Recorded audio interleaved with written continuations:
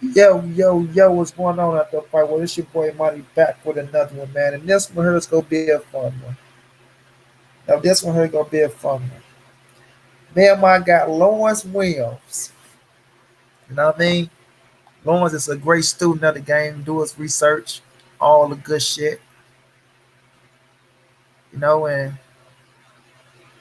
we about to have a nice little sparring session. You know what I mean? We about to have a nice little sparring session, you know what I'm saying? You know what I'm saying? You feel me?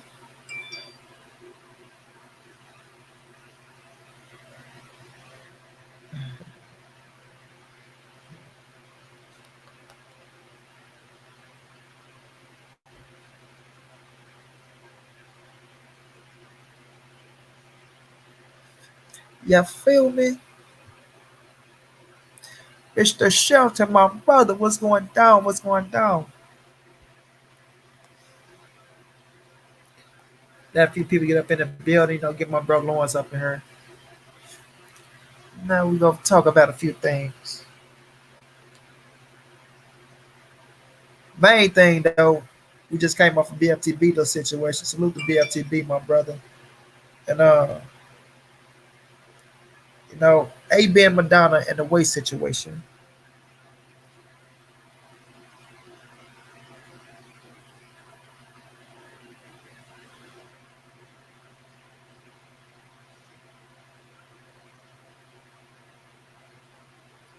How Mikey can whoop AB at 140.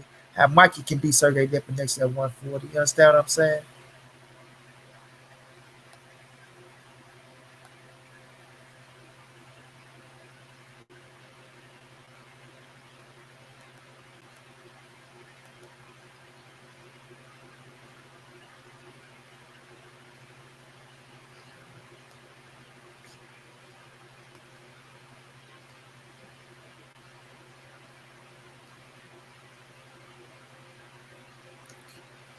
Stormy B man, salute my brother, salute.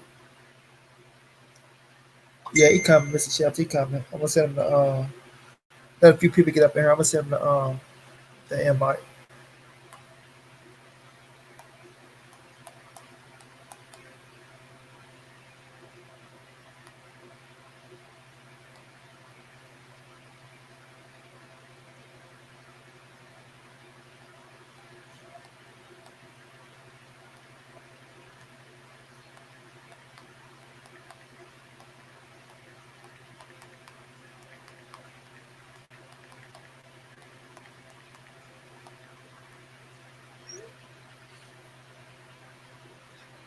Jay Good, what's going down, champ?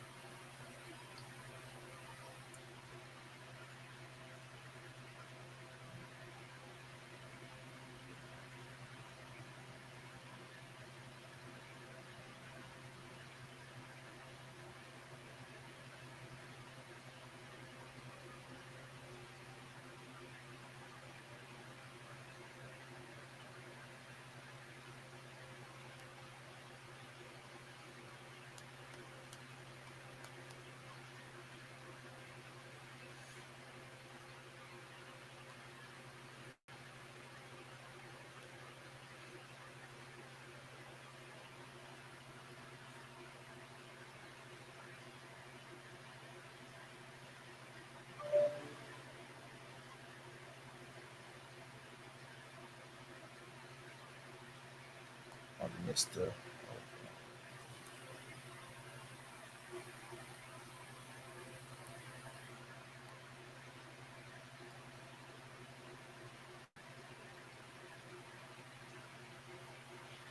D McGee, salute to you, my brother.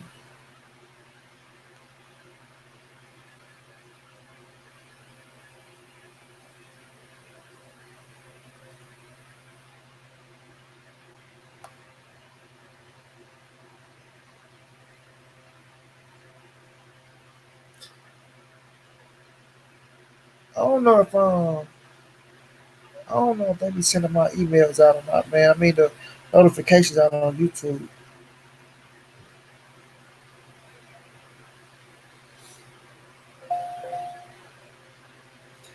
Derek McGee, thank you so much for that, champ. Appreciate it so much. Much love, family, for the donation. Much love.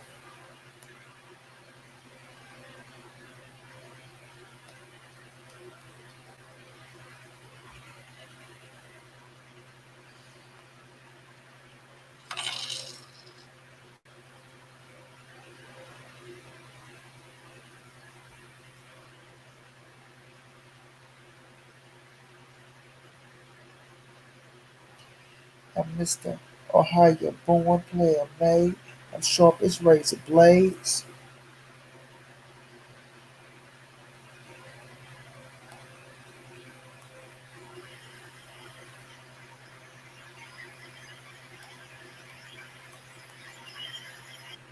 Okay, let me send these things out. Add us to Facebook really fast. I'm going to send Lawrence that invite. 6 minutes. Lawrence swear Will was going down, champ. Man, I got love for B more, bro. 100, bro. Got love for B more, bro. For real, for real. You hear me? For real, bro. Javante Davis, Lorenzo Simpson. You know what I'm saying? Malik Iceman Hawkins. Destiny Day Owens, my girl. You know what I'm saying? I ain't gonna forget about Makila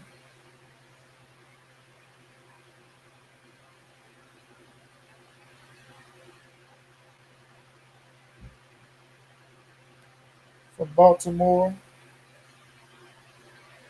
Coach Calvin Ford, Coach Kenny.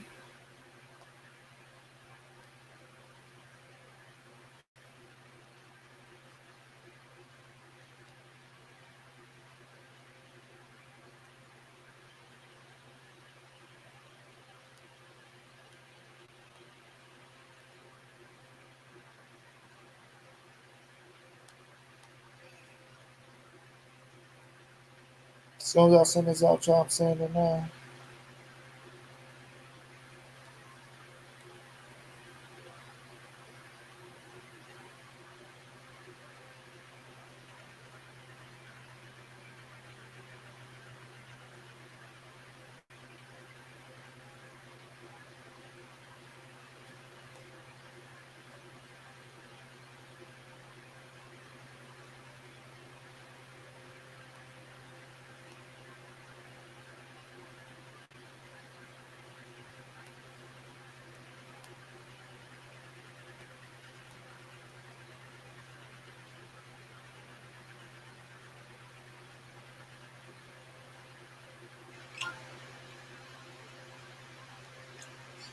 Share it to the groups.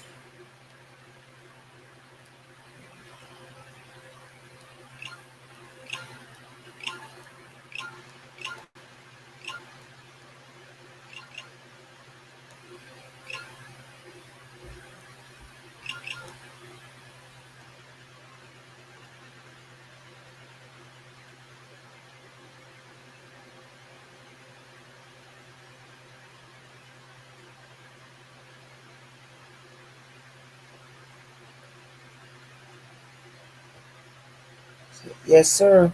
We got something in the kitchen. Trust me. Oh man, Baltimore always got something in the kitchen.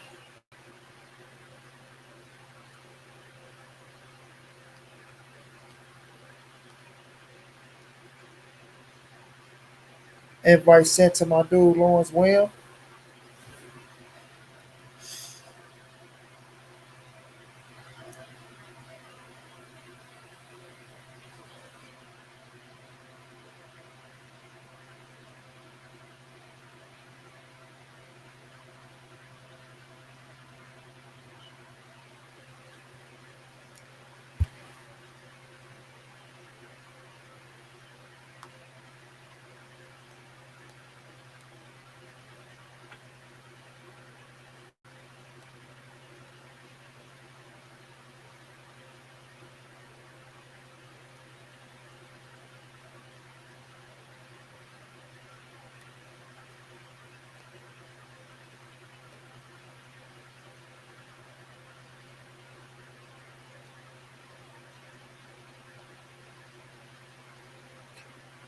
Drew Titan, what's going down, child?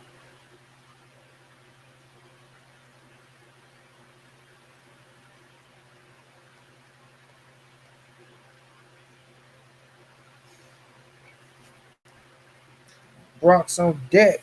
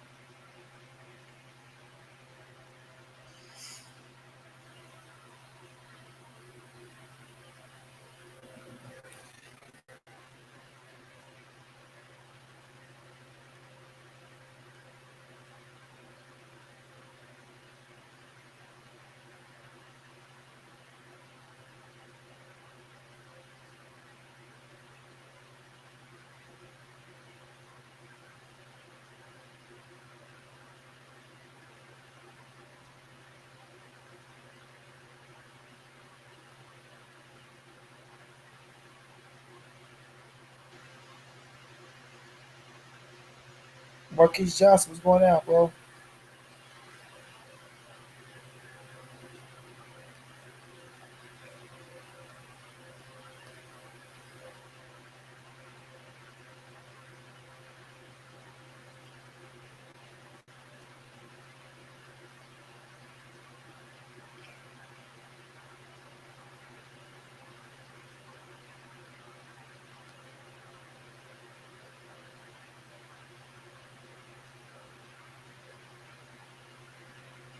Like Earl Spence say, we call him Money Brown because he get a lot of money. Dig what I mean?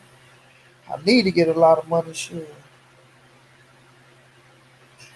If all them damn superstars would have donated to me in that motherfucking Teddy Riley, I mean not Teddy Riley, I'm sorry, Teddy Riley, and Babyface Nelson, that motherfucking uh, Teddy shit, I would be rich right now. My little niece putting it in a little chat. She looking at that shit on my phone. I can tell him to donate to you. I said, well, go and tell him motherfucker to donate.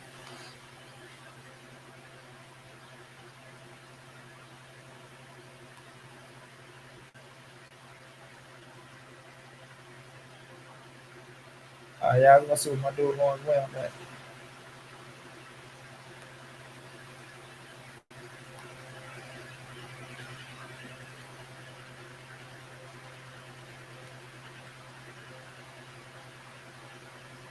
Oh yeah, it is Teddy Riley. I'm tripping. Teddy Riley and fucking Babyface Nelson. I'm tripping.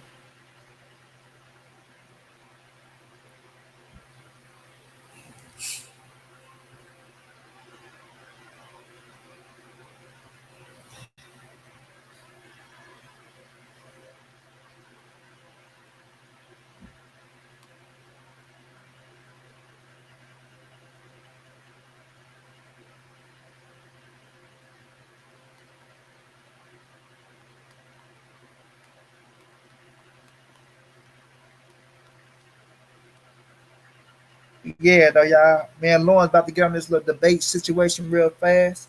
You know what I'm saying? Salute to my brother BFTB, for sparking this thing up. Because BFTB was over there talking about how Adrian Bronner can lose to Marcos Madonna, and Marcos Madonna can get all the praises in the world after fighting a motherfucker who jumped up two weight classes for real, for real. You understand me? Jumped up two weight classes for real, and beat AB and became a champion, you know.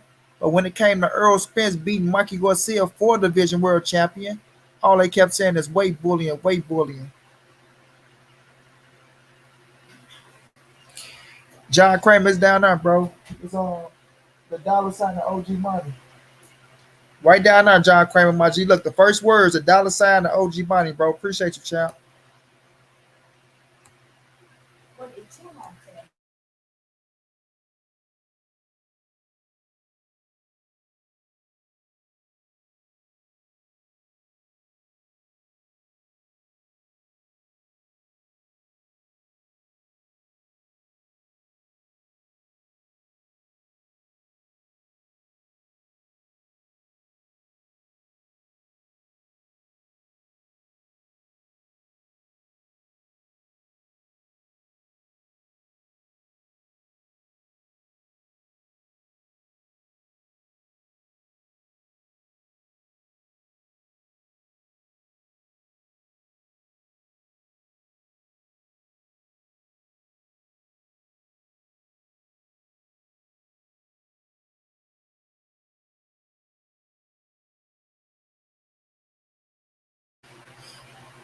But yeah, I'll talk to my Lanisha. But you know what I mean? We're gonna spark the situation up.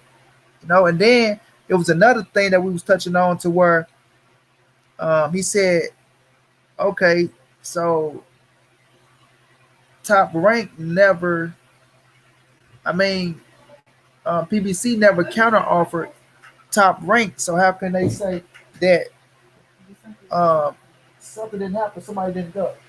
Okay, please. 1 second, y'all.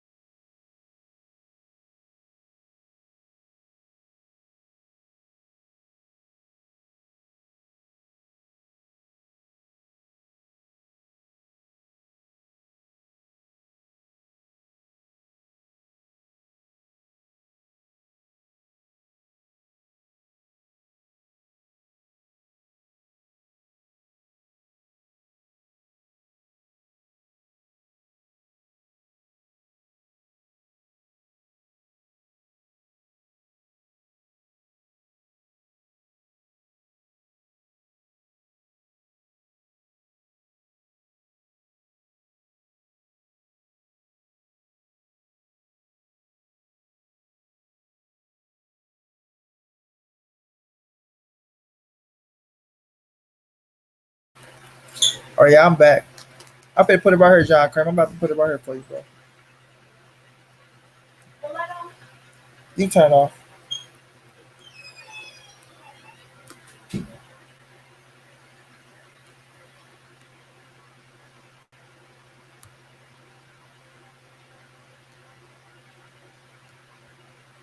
There you go, John. But yeah, so he said how can we matter of fact, let me go to it. We was texting each other. I'm Mr. Ohio born player May. I'm sharp as razor blades. I'm the truth in the boot. You come to troll, catch this fade. That's my boy Jimmy the Truth.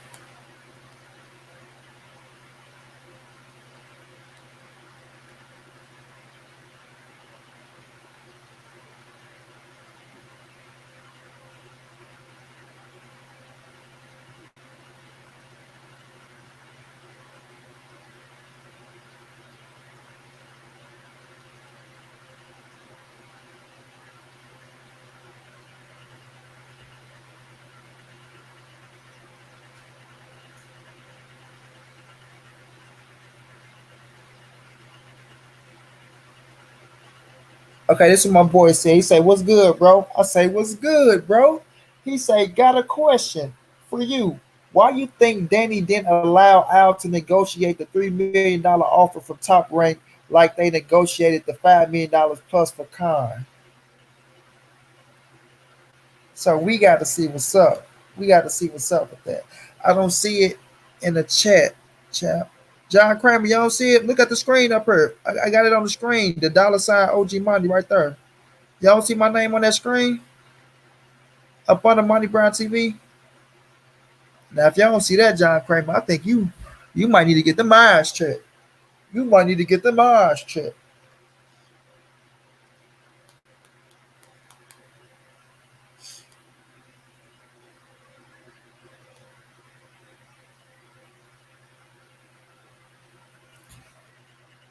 If y'all don't see it, then you put your cash app in the thing, and I'll find you, bro.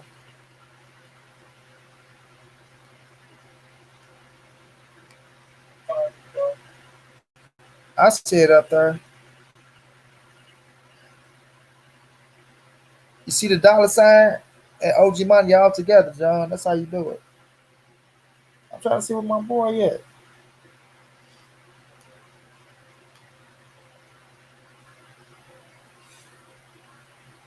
All right, y'all. Trying to see what my boy Lawrence at. Oh, here we go. He typing now. He typing now. Or say he coming. All right, he coming. He coming. We about to get it going.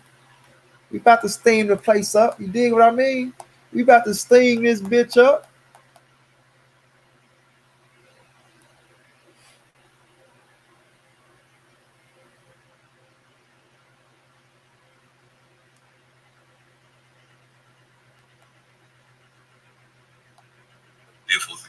Black difficulty Fight having fan. ass. You understand what I'm saying? All in all, it was a dope ass battle. Man, I enjoyed that shit so much. Took me back a lot. You know what I'm saying? Shout out to Babyface. Shout out to Teddy Riley, giving excellent content and giving the people something. You know, during the coronavirus and all this shit. You know what I'm saying? I really appreciate that. You know, I was on Teddy Riley. John, I got it, champ. Appreciate you so much for that donation, man. Much love, bro. Much love. Really appreciate it. Like Junior Truth to say, truly, really, genuinely appreciate it.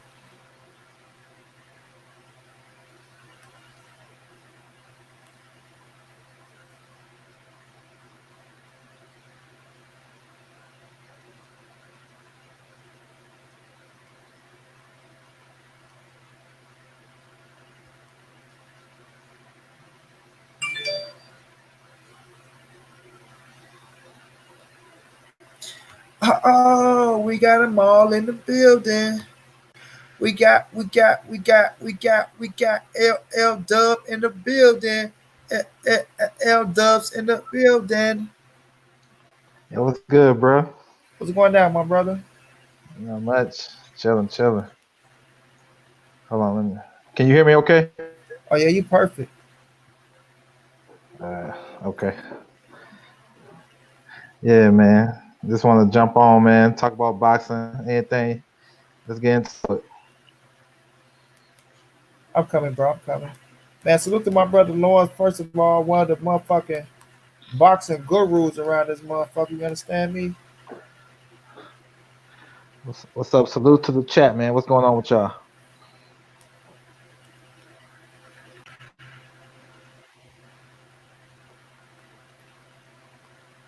One of the boxing gurus.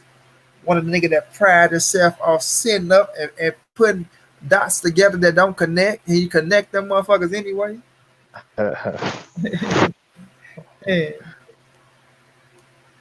Hey, but my bro be on it though, man. Salute for that little piece of information you sent me too. You know, what's understood don't got to be explained, but salute on that. You know, I had to capitalize on it, and they got pissed off about that too. L Dub, you heard me? They Oh really yeah. got pissed off about it, bro. Oh, yeah. Crazy. Cats be crazy, bro. Stormy B man say yeah, Lawrence, salute to you, champ. You probably can see the chat yourself. Yeah, what's good, Storm B, man? How y'all doing, man? How y'all doing out there? All right, well, no, we ain't gotta wait. We ain't gotta wait. Me and my brother were Lawrence, we was just on BFTB situation. You know what I'm saying? And BFTB was talking about, like I was saying, how Adrian Bronner, where how Marcos Madonna get all the credit in the world for beating Adrian Bronner at 147, when Adrian Bronner really jumped up 2 weight class. And I hate, man, I hate I took my video down about this. I'm talking about because everything BFTB was saying, I said, bro. Everything he said, I said, but I had to take it down because my dumb ass still had music in it and shit. And but it is what it is. You know, what you got in your mind, got in your mind. But at the same time, when Earl Spence beat Mikey Garcia, everybody kept saying, "Oh, Earl's a weight bully." Mikey jumped up 2 weight classes when he really jumped up 1 weight class. We know Adrian Bronner never fought at 140. He went straight to 147. Beat Paulie Malignaggi for the WBA super world title. Beat Paulie for that bitch. Then should have took his ass back down and weight. You know what I'm saying? Should have took his ass back down and weight, or in my opinion, he should have rematched Paulie because they would have made great fucking money. But instead, he took on the big motherfucker heavy hitter and Marcos Madonna. You know what I'm saying? We got blood boxing in the building. Say he ready for this L Dub versus Money Brown TV. Now, what we talking about here now is that the weight didn't play an issue for Marcos Madonna whooping Adrian Bronner ass. And L Dub say it was more of the skill tactics that Marcos Madonna came in with the new head trainer with Robert Garcia. So I'm gonna let my brother go first with all due respect and go ahead and get your rocks off, L Dub. Oh yes, sir, man. I appreciate that. Yeah, I feel as though I don't think the weight was big of a difference in that fight. I thought it was more so the way Madonna started off using his jab up and down, the way he was disguising his punches. He was punching, he was throwing punches in between AB shots. I thought that kind of surprised AB because I think he was expecting him just to come forward without no head movement, without no jab, and be able to get to him. Yeah, he got dropped in the second round with a nice little hook that he turned over from a jab. But if you watch that fight after that, it really wasn't a lot of bullying tactics. Whenever Madonna get close to AB would use his forearm and he'll push him off. You know what I'm saying? He wasn't really getting that much work. And what Madonna was doing throughout the rest of that fight, when after the knockdown, AB started to get back into that fight. You know what I'm saying? Using good sharp combinations, and he was kind of pushing. They was kind of just boxing. It really was no rough tactics like that as you think if you go back and watch it. I thought Madonna he started to get back. He took the momentum back in the eighth round when he caught AB with a hook when AB was pulling back. They was in a clinch, kind of like a clinch. It was real close to each other. He hit him with a hook and he dropped him again. So I don't think it was so much the what I'm saying, him being so much bigger than him using his weight because AB was in that fight. AB was pushing him back down the stretch. You know what I'm saying? AB was getting hurt in exchanges, so that's why I say it was more so tactics instead of the being a weight bully or using his weight because he was catching AB. If he catching AB in exchanges, beating him to the punch, that more so had to do with your tactics and your skill level than it has to do with you being a weight bully or something like that. And I thought AB, if he could have avoided some of those big shots in the mid rounds and down the stretch, you know what I'm saying? He probably got a draw or probably could have been closer, but that's just my view on it when I watched that fight. I didn't see so much of a rough bullying tactics. I thought the fight he had with Floyd was more so rough and bully tactics because he had to do that more. But with AB, it was more so it was a tactical thing that he did. He switched it up on AB, and AB, I don't think AB was ready for that. Well, to me, I really like Marcos Madonna came out like a fucking bull. You know what I mean? Adrian Bronner being fighting it from 135, no 130, 135, and then jumping straight to 147. Like I say, when he fought Paulie Malignaggi, even Paulie could stand right there with AB. Even though AB was landing the hardest shots on Paulie, nailing his ass, Paulie was putting the pressure down on AB, being more active than AB, and it was showing. Now, AB going up against Marcos Madonna. Madonna came in, bro, with the same style that he fought Floyd Mayweather with. The rough and tough tactics, throwing a lot of punches, bro, throwing a lot of punches, pushing AB back. You understand what I'm saying? The weight, like Adrian Broner can crack when he like this was the Adrian Broner that was coming up that had the confidence in himself. That motherfucker was fast and he had crack, bro. But but the pressure of Marcos Madonna, the pressure is what won him that fight against Adrian Broner, bro, and the weight because you got to think about it. He said that Marcos Madonna, I mean, he said Adrian Broner was the hardest punch that he ever felt. But by him having that weight on, bro, that what helped his ass survive against them punches against AB, bro. But when you look at that fight, you saying it was more of a tactical situation. Yeah, he went to Robert Garcia, and Robert Garcia switched up his game plan. But for as you saying that, I felt like it was the pressure of Marcos Madonna that was really giving AB ass problems. And fighters like Adrian Brown and fighters like Floyd Mayweather and fighters like Laura, you got to pressure those type of fighters and try to throw their game plan off and make them motherfuckers fight. And that's exactly what Marcos Madonna did. He came out from the beginning to the end against Adrian Broner, swinging, swinging, swinging. I credit. Sometimes he was a little wind and had to catch his breath to where he did square up with AB and start trying to box a little bit. And we seen Adrian Broner have success then, going down to the body, coming back upstairs, cracking his ass, being quick with the counter shots. But nonetheless, Marcos Madonna kept the pressure on, bro, and was swinging, swinging, swinging wild shots. He was good using his jab, but majority just swinging them motherfuckers, then the motherfuckers land where they may, and just hit AB ass wherever he can hit him at. And he was catching his ass with hard shots because Adrian Broner was standing up there, not really having no defense. You know what I'm saying? But you can't sit up there and say it wasn't the weight that helped him win that fight because the weight is what helped him win that fight. AB won, like he didn't really get acclimated to 147 pounds. He's not really a 147 pounder. Even though that motherfucker blow up in weight, it still shows right now that he's not a 147 pounder. You know what I'm saying? He get pushed back by motherfuckers, and they know that's the tactics against Adrian Broner. If you get into that ring, throw a lot of punches and push that motherfucker back, you can have some success against him. You know what I mean? So from my eyes and me looking at the fight, bro, I felt like when Adrian Broner was getting off, he wasn't pushing Marcos Madonna back. You know, Marcos Madonna was standing right there trying to box with him and trying to hold his ground. You know what I'm saying? But AB, that motherfucker was being smart and he banged it out. You know what I'm saying? That's what, like I say, he went gun shy. So he was letting his hands go, catching Marcos Madonna ass in some certain spots. You know what I'm saying? Get to the body, and you got to give him credit in those rounds. But the majority of the rounds, that motherfucker Marcos Madonna was coming forward, bro, swinging them motherfucking shots, letting them go. And about Adrian Broner, like I say, never been in that position of being hurt and have to fight back like that. You know, it discouraged his ass sometimes. But he was fighting on sure will and skills that he had.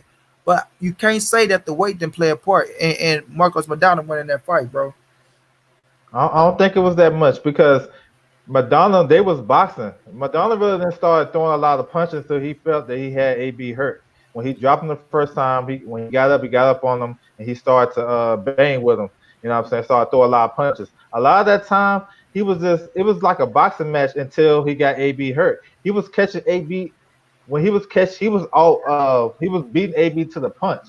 And to me, that more so had to do with your skills and being tactically prepared for a fight than being a weight bully. I think that was more of an issue than the weight because AB was pushing him back in stretches of that fight.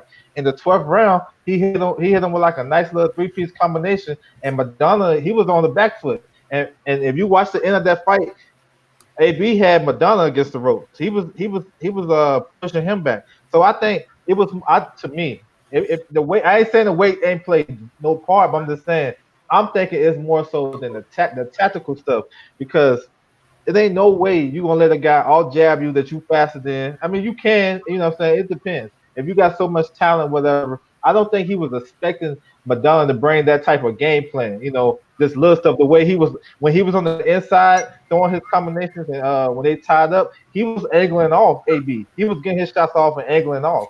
He had a little decent head movement, nothing spectacular, but he was doing little stuff in that fight that he wouldn't do against other guys. That's why I said it's more so the tactics. If he would have fought that same way he fought against Josecito Lopez or Soto Carras, I think AB probably would have stopped him. But I think AB kind of got discouraged because he felt like, damn, this dude is strong and he's kind of outboxing me a little bit. He doing certain stuff that I'm not you know what I'm saying, I probably didn't prepare for, you know what I'm saying? So that's what I seen in that, you know what I'm saying? Yeah, but like you gotta go look at that bitch though. Like I say, later on down the stretch, yeah, you can say AB was pushing it back a little bit when Marcos Madonna trying to catch his win. AB got to sticking that bitch down third. But majority of that fight, I feel like Marcos Madonna the whole game plan was go out in that bitch, be more active, be physical with Adrian Brown ass. Don't let him get comfortable. Force his ass to fight, and that's exactly what he did. He didn't let AB really get the trying to box and move around that bitch. You know what I'm saying? So it you could say he switched up his game plan. Like I say, when he fought Devin Alexander, he didn't have Robert Garcia. The way he fought the other boys, they like I say, they are pressure fighters. So it's gonna be a different style of for us him having the chance to try to box and do things like that. We know Soto Carras like to throw a lot of punches. Josecito Lopez ass is most definitely a banger. You know what I'm saying? But when you talking about a smaller fighter like Adrian Broner coming up, the game plan was the bully, bro. The game plan was the bully, be a bull, and hope AB be the matador. And that's exactly what happened in that fight. Like you say they try to box. Marcos Madonna wasn't really boxing for real, bro. It was just like he was getting off, sort of like Sean Porter ass. When you pressure these type of fighters like that, and them motherfuckers, they be a little timid, a little worried, a little bit. They don't throw their jabs sometimes. They trying to catch your ass from trying to rush in so damn much. And that's exactly how Sean Porter be freezing motherfuckers. And that's why sometimes the bull could out jab the motherfucking matador because they try not to make sure you come in with heads and shit like that. But trust and believe, Marcos Madonna weight and that pressure style is what gave ABS fits. And like I said, sometimes ABS did stand his ground, and when he cracked him and hurt his ass, he pushed his ass back and he started coming forward then. But even then, Marcos Madonna still was throwing them motherfuckers and catching his ass in between shots, like you saying. But like I say, the weight it helped him absorb the punches from Adrian Broner. It helped him be more physical than Adrian Broner, and it helped them push Adrian ass Broner back where he can be more rough and tough with his ass, bro. because they know that shit was gonna discourage Bronner because Bronner ain't never fought no motherfucker that pushed his ass back. And like I say, when he hurt him, it kind of fucked him over a little bit because like I say, he ain't never been in that position of what I'm gonna do after I'm hurt and shit like that.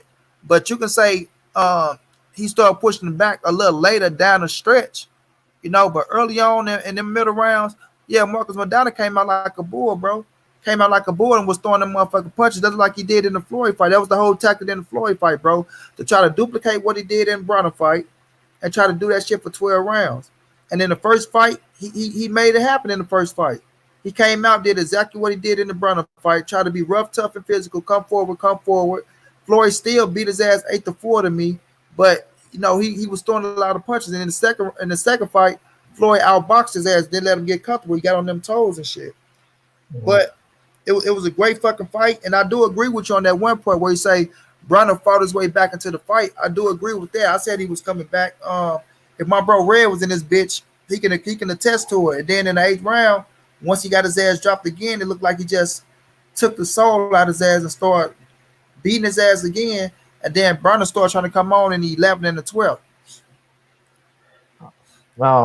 I thought the fight that AB had with Sean Porter, I thought the weight was more of an advantage than this in this fight with Madonna. Because I thought Madonna was doing a lot of stuff technically right to be able to catch AB. Like for example, when AB gets stagnant, he got a wide base. When he gets stagnant in the shoulder roll and he let that left hand down, he was throwing straight shots or looping shots. Sometimes they'll throw a straight right hand, or then sometimes a lot of times they'll loop it. And that's more so of a technical thing than using your weight to me. I thought Porter, when he fought AB, he was just rushing in. He didn't have no rhyme or reason. He rushed in, smother his work, time up, break. Rush in, smother his work, time up, break. That's how that fight was the whole time. Until he did the 12th round, he got dropped by AB, but it was the same thing. Rush in, time up, you know what I'm saying? That's it. Madonna wasn't doing that. Madonna wasn't doing that. Madonna was setting traps, throwing his jab up and down, different angles. You know what I'm saying? He was punching when AB get close. When AB tried to tie up, he was punching. When AB throw the elbow out in the shoulder roll, he was punching, throwing shots to the body. When he knocked him down the eighth round, he hit him with a right to the body and then a left hook when AB let his guard down. That ain't no bully. That's not using your weight. That's just punching. You know what I'm saying? So that's why I disagree. Because I watched that fight. I didn't really see. I was kind of shocked myself that Madonna was actually boxing, using some technical stuff to do what he got to do. Yeah, he was aggressive. He wasn't aggressive the whole 12 rounds. He was doing some smart stuff. Sometimes AB in the middle of rounds, he was getting he was letting his hands go, and he was able to keep Madonna at bay. And Madonna really wasn't doing that much. Even in the eighth round, I scored it. I scored the 8-8 because it was a he got a point taken away for the headbutt, and he dropped AB. I thought AB won that round actually, if you want to be for real, but he got knocked down and then an extra Yeah, I, I point. said I said he was winning that round, but when he got his ass dropped, I couldn't give it to him. No, because no, that knockdown happened early in that round, and then he started to come back after then he got the headbutt, and AB was on the ground. He was trying to sell that stuff, and then he got back up. He was winning that round. He won that round to me. So I mean, it's how you look at the fight, and I'm saying I ain't knocking you, and I can see what you're saying though because Madonna was a stronger fighter, but I didn't think he was using his physical advantage as much as it leads on to. Like Porter was doing, that's all he was doing. He was wrestling him, and I don't think Madonna was wrestling too much. He was punching. That's the difference to me. Yeah, the dip with Porter though, with Porter rush in with the head situation. Like I will say, Madonna had more of a game plan than Porter. But let me read some of this chat. My brother Blood in Oh the yeah, box say, L Dub versus MB. Keon, what's going down, bro? John Kramer say you can clearly see that Marcos Madonna was bigger than Adrian Broner, but before Marcos Madonna went to 47, he was at 140. Oh, no doubt about that. But AB jumped all the way up, and Madonna was at 147 for a while. Uh, main man, what's going down, bro? Say, in her, injured. Oh, he say injured. Salute, fellas. My bro, boxer say, main man. I hope you getting them old hands ready for that game controller next month. I'm whooping his ass, blood on the 19th. John Kramer say it was a body shot that froze Adrian Brown. Then Marcus Madonna came up top with a hook and dropped him in an eighth. Rob Boy Fresh, what's going down, bro? I heard from you in a minute. Main man say, yeah, blood, ready for the young boy. Man, that title getting snatched. My bro, Draco Bay in the building. What's going on, Drake? Uh, Blood say you may need some icy hot for them thumbs, OG. John Kramer said, man, salute to a solid brother. John say, did anybody see when Marcos Madonna got hurt by Adrian Broner? Just trying to give him a just trying to give him a smelling salt in the corner. Oh yeah, we seen that situation. Ron Boy, so 147 and 144 is the reason why AB can't get a significant win now. Yeah, bro, his ass can't fight them weights. Appreciate you. Keon say great debate. Weight had little to nothing to do with AB getting smacked by Chino. That's the hell it did, Ron boy. Sit down somewhere. You ain't in this debate. Marcus Davis say Marcos Madonna was an aqua fighter too. That that's why he was so tough. He throws them wild haymakers from weird angles. Plus he was strong and heavy handed. Hell yeah, bro. The size was a problem for AB in the later rounds, in my opinion. John say the fight took a lot out of AB, changed his entire boxing career. And John came back and say Marcos might have been on something in that fight because he never got tired in that fight. Plus he had pack strength coach in his corner. Nah, I ain't gonna say it was on nothing, bro. Marcos was too big and strong for AB. He was a 135-pounder fighting out of his division. And John Kramer say facts, L Dub. All right, we got everybody out the way. But yeah, though, bro, when you look at the Sean Porter fight, I say Sean Porter's style is like, even though he got a pressure style, they attack is different. You know what I'm saying? He's shorter than Marcos Madonna, so the way he attack is gonna be totally different. He like to stutter step and do all that shit. Marcos Madonna coming straight in, aiming at the head, going to the body, and like you say, he throw them fucking punches from different angles and shit. But the rough and toughness, like I say, that discourage boxers, bro. That's how you gotta fight certain fighters like that to try to make some shit happen. Just like goddamn me, Salido did Lomachenko. You know, you got to put the pressure down, bro, with the weight, and you just got. He did have some type of form of tactics with it. Like I say, Robert Garcia did make him better. He did make him better. You know. Now some people talked about the gloves of Marcos Madonna. We don't know if they was the same gloves that Leonard Elderby and Floyd caught when they was checking on the gloves, and them motherfuckers ain't had no padding in them. You know what I'm saying? That's a good point. You know, we don't know what type of gloves he was cracking ABS upside the head with because he did hurt his ass really, really early. You know what I'm saying? Really early. Everybody chill the fuck out. I'm all right. I'm all right. Chill the fuck out. You know what I'm saying? Nah, you're not all right. The motherfucking glove smacking you upside your motherfucking head like they doing. You're not all right. But at the end of the day, you know, I feel like that weight played a big fucking issue. And I had my concerns about that shit. For him jumping straight up trying to fight Marcos Madonna like that. I wish my brother Red was in the building because we talked about it. You know what I'm saying? I had my concerns about that shit. Him jumping straight up to 47, especially after what I seen him and Paulie, like what Paulie did to him. I'm like, damn, boy.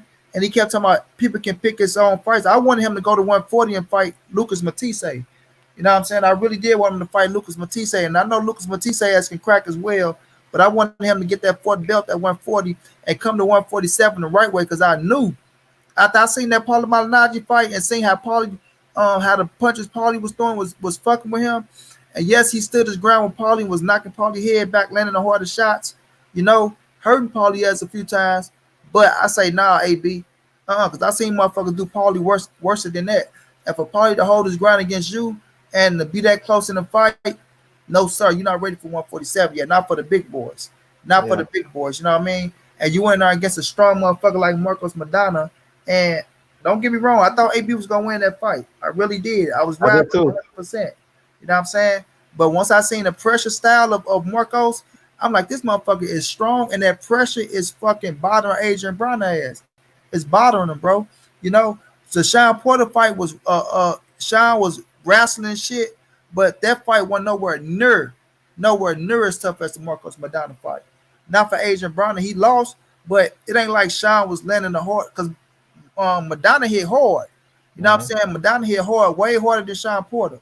You know, Porter tried to keep the pressure on it and throw them wide looping ass shots, go down and come back up. but Madonna can actually hit hard and crack your ass where he be land. He go hit you, and he don't have a problem with throwing them motherfuckers and let them land where they make. You know what I'm Yep. saying? But he did have a different game plan going on there. Like I said with Robert Garcia, it got him in better shape as well. And my man was talking about my guy who helped Manny Pacquiao out. What's the strength and conditioning name? Long Ariza. yeah, Trevor. I mean, I have to say Trevor Ariza, Alex Ariza. Yeah. Alex Ariza just got him in great fucking shape. He got him in great shape. So I ain't gonna put nothing on him because he ain't get caught on shit. And I don't like to Yeah. bring that type of shit up. But Alex Ariza just had him in great fucking shape, and he went out there and stuck to the game plan and threw a lot of fucking punches and threw a lot of punches in the rounds and outlanded his ass and was cracking his ass. But Yeah. Draco say Madonna was just too big and active for AB. Madonna didn't have nothing to prove, so he threw everything but the kitchen sink at AB and tried the same shit with Floyd. Brown on Boxer say AB wasn't prepared mentally for that aggressive fight with Marcos. Ron Boy say Yeah. Slim, it was Chino style that gave AB problems. The weight was less than 10% of the problem. Stop it, bro. Stop it. Uh, you say and Chino can crack. You say AB showed me he can take it just as well as he can give it. My bro Drico say, bro, your AB voice is funny as hell. Yeah, motherfuckers know I'm here. You know what I'm saying? Motherfucker Lawrence Webb can say what the fuck you want to say, but that motherfucker was big. You know that bitch kept coming, and motherfucker said the weight wasn't a problem, but let me would have came to 147 the right way. I'd have fucked that motherfucker up. You know what I'm saying? Uh, Let me see. So hold up. If AB fought Devin instead of Chino, we wouldn't even be talking about weight. Let's be honest. Man, him and Devin was brothers. They weren't gonna fight. But if he would have fought Devin, it would have been a different type of fight. It would have been a boxing match. You know what I'm saying? And Devin used to whoop AB ass back in the day, so we don't know what would have happened in that fight. With that Devin Alexander back then, because Devin was a monster back then. AB too small for 147. Salute Monty L Dub in the chat. That's landed the 216 L Dub. Who could What's good, AB man? who could AB fight to make a splash in 2020-21? I love AB as a fighter, not ready to say he's done. He got to come back in shape, James. You got to get in shape. And him and Berto will be a good scrap. And then he can go fight somebody like he can fight motherfucking like who I want my man's Boots to fight Jose Cito Lopez, but that'll be a good damn fight for him. Or he can go fight Jose Ramirez at 140 for that title, for them titles, and see if he can get that fight before, they make um the unification happen because they trying to make the unification happen. So he can go down to 140 and try to get on them boys' ass. But at 147, I don't know if he can hang with them boys. AB started at 130 and Chino started at 140. AB underestimated Chino. Man, G Mays, he did that too. I will give you credit. He damn sure. God, this that, but I'm about to beat it. He thought he was Floyd a little bit too much, bro. He thought he was Floyd a little bit too much, and he fell into the spotlight. But the pressure of Marcos Madonna and the weight played a big part. Main man say that's the first fight I ever spoke about on YouTube was riding heavy. Let me say this again. How main man said heavy slim with AB that night. Chino was too big. AB was used to being the bully at lower weights and got bullied. So main man looked like he agreeing with me. AB versus Red Catch. That will be that supposed to happen, but it ain't happened. AB still got something in the tank. He ain't done. He need to get win and he could be back in the hunt. Yeah, he need to get himself back in shape and come in boxing shape, not just in shape but boxing shape. AB ain't too small for 147. He just got to let his hands go and fight his fight. He is too small, bro. Jolicito Lopez is bigger than Chino though. He bigger than him, but he ain't Chino. Main man, facts. All right, anything else you want to touch on that, L Dub? Oh no, man, I'm good with. I'm good with you. I'm good. Okay, so Marcus Davis say Marcos had an underrated jab to his Marcos had an underrated jab to his jab was solid. Marcos had an underrated jab to his jab. Or no, so his you trying to say so his jab was solid and Marcos stung Mayweather in their fight at the end of the round. Marcos can crack for sure. I wish we could have got Chino versus Matisse. AB got to take his career more seriously. He got skills and a big fan following. I would probably put him in with a light touch to get his confidence up. So, what was your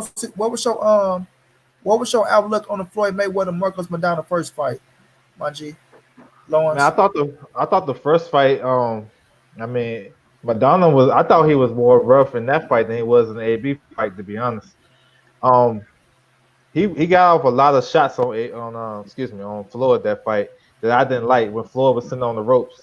But Floyd started to get back into the fight, man, and started to use his jab and his boxing ability. I think that was like one of his toughest fights. That may be his toughest fight, to be honest, because he was in a dog fight. I had Floyd winning 7-5, man, but I could see it swing either way because Madonna was early in that fight. Probably the first half. I thought I had him up after six, like 4 rounds to 2.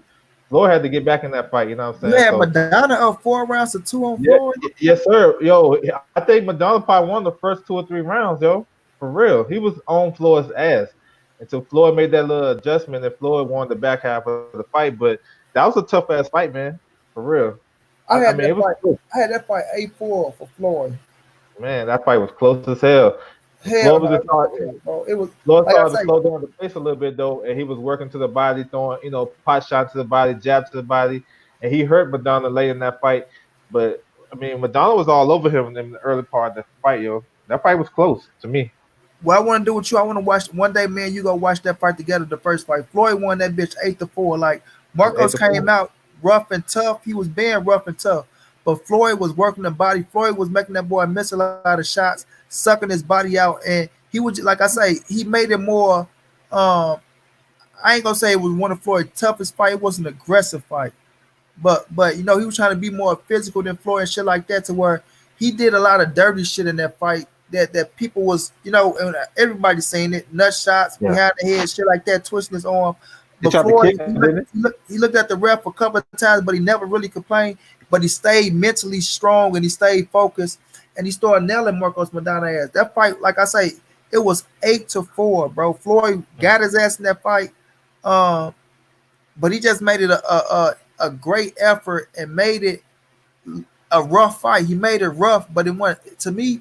It wasn't tough. It was just a rough fight. If you can pick up on what I'm saying, I he feel you, made it son. rough and with his dirty tackles and shit. But Floyd won that fight easy to me, 8-4. I think the first fight that shit was tough. I don't like. I thought Floyd won. I thought the second fight was much easier because Floyd dictated from the jump. You know what I'm saying? He used his No legs and doubt. he just started to pick him off early. Only that in the third round when he got hurt was the third round. I don't remember, but that was. I think Chino probably won like 2 rounds that fight. I think that fight was much different than the first fight. The first fight, Floyd was on the ropes too much. He was getting out work. He wasn't really throwing a lot of punches the first couple of rounds. So go back and watch it. He wasn't really throwing a lot of punches. Then he started getting his groove and get his range right. Then he started to pick him apart. But that fight was tight to me. I was nervous as hell watching that shit. Yeah, it had you a Yeah. little nerve. Like I calmed down though because I was looking at Floyd. I seen Floyd working his ass. Like bro, like when you really watch it, bro, and like how many times you watched that fight? I probably watched this shit like 8, 9, 10 times, man. Damn, and you still had it that close? Yeah, man. Oh man, you Yeah, not I paying don't think attention. no Floyd, man. He wasn't doing that much early, yo. He wasn't to me. He wasn't doing First that thing, much. let me get into the chat. AB got he said AB versus Con or Thurman. AB versus Con. I don't want to see AB versus Con. Um, Finally, Ron Boy Fresh said something smart. The smartest thing he said today. Floyd made easy work of Chino. Period. That fight wasn't close at all. Slim. Um, G May said AB tested the weight against the wrong fighter. Paulie ain't go get you ready for the real punchers. Once he fought Chino, it was like he never moved up. John say Floyd made the first fight hard by staying in the pocket, trying to fight Marcos Madonna fight. Ron Boy said all the windmilling Chino was doing wasn't hitting on nothing. Facts. Floyd hurt Marcos Madonna in the first 2 rounds of the fight, especially when he caught him on the chin and got the sucking the air out of his ass. Chino won 6 rounds at best and 24 rounds, Slim. Yeah, so I want to watch that fight over with L Dub. He got to show me like where he had Madonna up 4-2. You know, I can see Yeah. that. But another thing we was talking about, like I said, bro, the situation we was on when we was talking about the Danny situation, and you said I just had it too.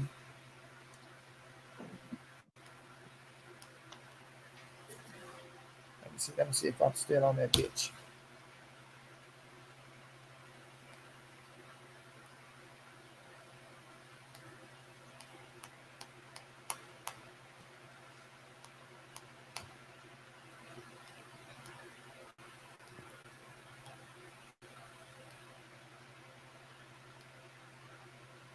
He said Chino won 6 rounds and two in 24 rounds. He won 5 in the first fight. Nah, I'm messing around. Okay, okay, this one is it. He said, now that motherfucker won four in the first fight. You said, what's good, bro? Got a question for you. Why you think Danny didn't allow Al to negotiate the 3 million offer from Top Rank like they negotiated the 5 million plus con? I Yeah. said the question is, how do you know they negotiated for con? Bob could have just went there and with that offer. We don't know if they negotiated Danny. We don't know if they negotiated for Danny or not. Al probably asked for more, and Top Rank said no. All we know is they offered Danny 3 million, and Khan got 7 million, and we know who deserved the bigger offer. hmm So I how I can you remember that. I say remember they that. never negotiated for Danny, bro? I remember that. No, because Top Rank offered Danny 3 million. That's well documented. They said they sent it to his pops. Angie Garcia didn't get back to him, so they didn't even try to negotiate that. Then they sent Khan offer, but he negotiated. You think Khan just gonna get 7 million off the rip? They negotiated, and this another point I said. Khan PBC too. You know what I'm saying? Just because he with Matchroom No, no, and no, no. I told you, bro. okay, Khan was not no, PBC at that he's time. PBC. He's PBC. Look, think about this. We all No, no, say, no. okay, oh, go ahead. You get yours off, and I get mine. And Go I'll ahead. break My it down bad. for you. Go Okay, ahead. so we know Khan is a PBC fighter. It's all on their website, all other shit. We know this shit. This look, if they offered Danny $3 million and they offered him $3 million and they came back and offered Khan something, Khan renegotiated and he got 7. You think Eddie Hearn is negotiating? Come on, we not Eddie Hearn for his negotiation tactics. Who you think gonna be behind that? Al? Or you think Al or Eddie Hearn gonna be behind that making that deal? Come on now. You can that's to me that was a leverage move because Khan is PBC all day. It was just when he fight in the UK, Eddie Hearn handled that. Now I know you're gonna say, yeah, Matchroom was the co-promoter, all that good stuff. But you mean to tell me, as your advisor, how smart and business savvy as Al Heyman is, he get the offer for Danny and he got the offer for Khan. You're not gonna think he gonna use that as leverage. Nah, Danny not taking that fight. But Khan, we if you offer Khan 2 million, we can get him 7. We can negotiate that shit. I mean, Bud don't got nobody to fight, you know what I'm saying? So we can get him 7. So that's my point. That's what I was saying. Why did they negotiate that? Why didn't Danny negotiate to get that fight? If he's saying they not see the media say Tyrank ain't paying PBC fighters, but that's a lie right there because they just paid Khan. It's all on the. You can't justify if he's on the website. You got new fighters to sign to them, sign to PBC. They on the website. Khan been on the website. Khan been a PBC fighter. He's just working with Eddie Hearn right now.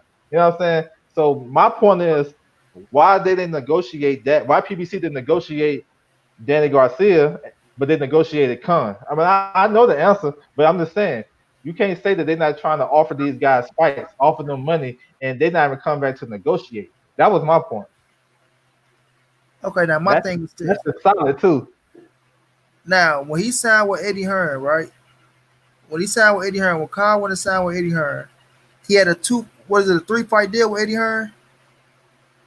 He had a I three think it was fight two deal with fights. Eddie Hearn, if I'm not mistaken, right? Now, when you say they didn't offer, I mean, when you saying they didn't try to negotiate for Danny, you don't know if they try to negotiate for Danny. We don't know if Bob Earn was trying to just get Danny 3 million and saying that's it. You know what I'm saying? So my thing is, how the fuck can you give Amir Khan 7 million? You saying they negotiated, which Bob Earn and Eddie Hearn did that business. Bob Earn and Eddie Hearn did that business. Eddie. talked about how he talked about the American fight. They right here on the stage talking about I did great business with with Eddie Hearn, and hopefully we can do more business down the line. He said he talked with Eddie Hearn about that situation.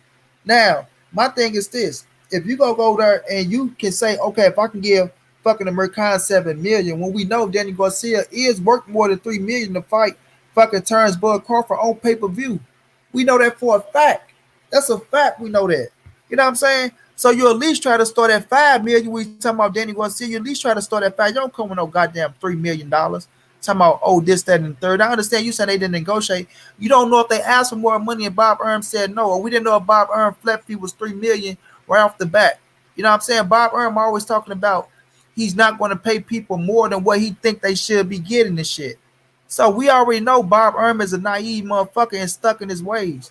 So with Amir Khan and you got fucking Eddie Hearn over there negotiate, he probably thinking that, oh, okay, well, we talking, they thinking the motherfucking UK go stand behind Amir Khan, and that shit dropped right on his face. And I Amir agree Khan, with that. I Amir agree with Khan, that. yeah, Amir Khan damn sure ain't gonna do better pay-per-view numbers than Turnbull Crawford and Danny Garcia, who already got history with each other, got a storyline with each other. We know the press conference gonna be on fire. You know what I'm saying? These motherfuckers, the most exciting things we got out of Murcon and fucking Turnbull Crawford is when Bud tell me how you go beat me. And Amir Khan said some other shit. At least we know Angel and Bud was gonna go back and forth. At least we know it was a storyline there. But I can't sit up here and say that they never tried to negotiate with them. If you know what I'm saying, if we don't know if Bob Earn was saying this all we offering is you $3 million flat fee. You know what I'm saying? We don't know about that. But I could tell you this. I know Al ain't gonna sit up there and just not say, oh, Danny Garcia turns Bud Crawford fight and not try to say shit for Danny Garcia, try to negotiate something bigger. So to me, I feel like it was Bob Ermass turning that shit down, saying, all right, this is the only thing we gonna do. If you don't want it, then fuck, we gonna move on to the next.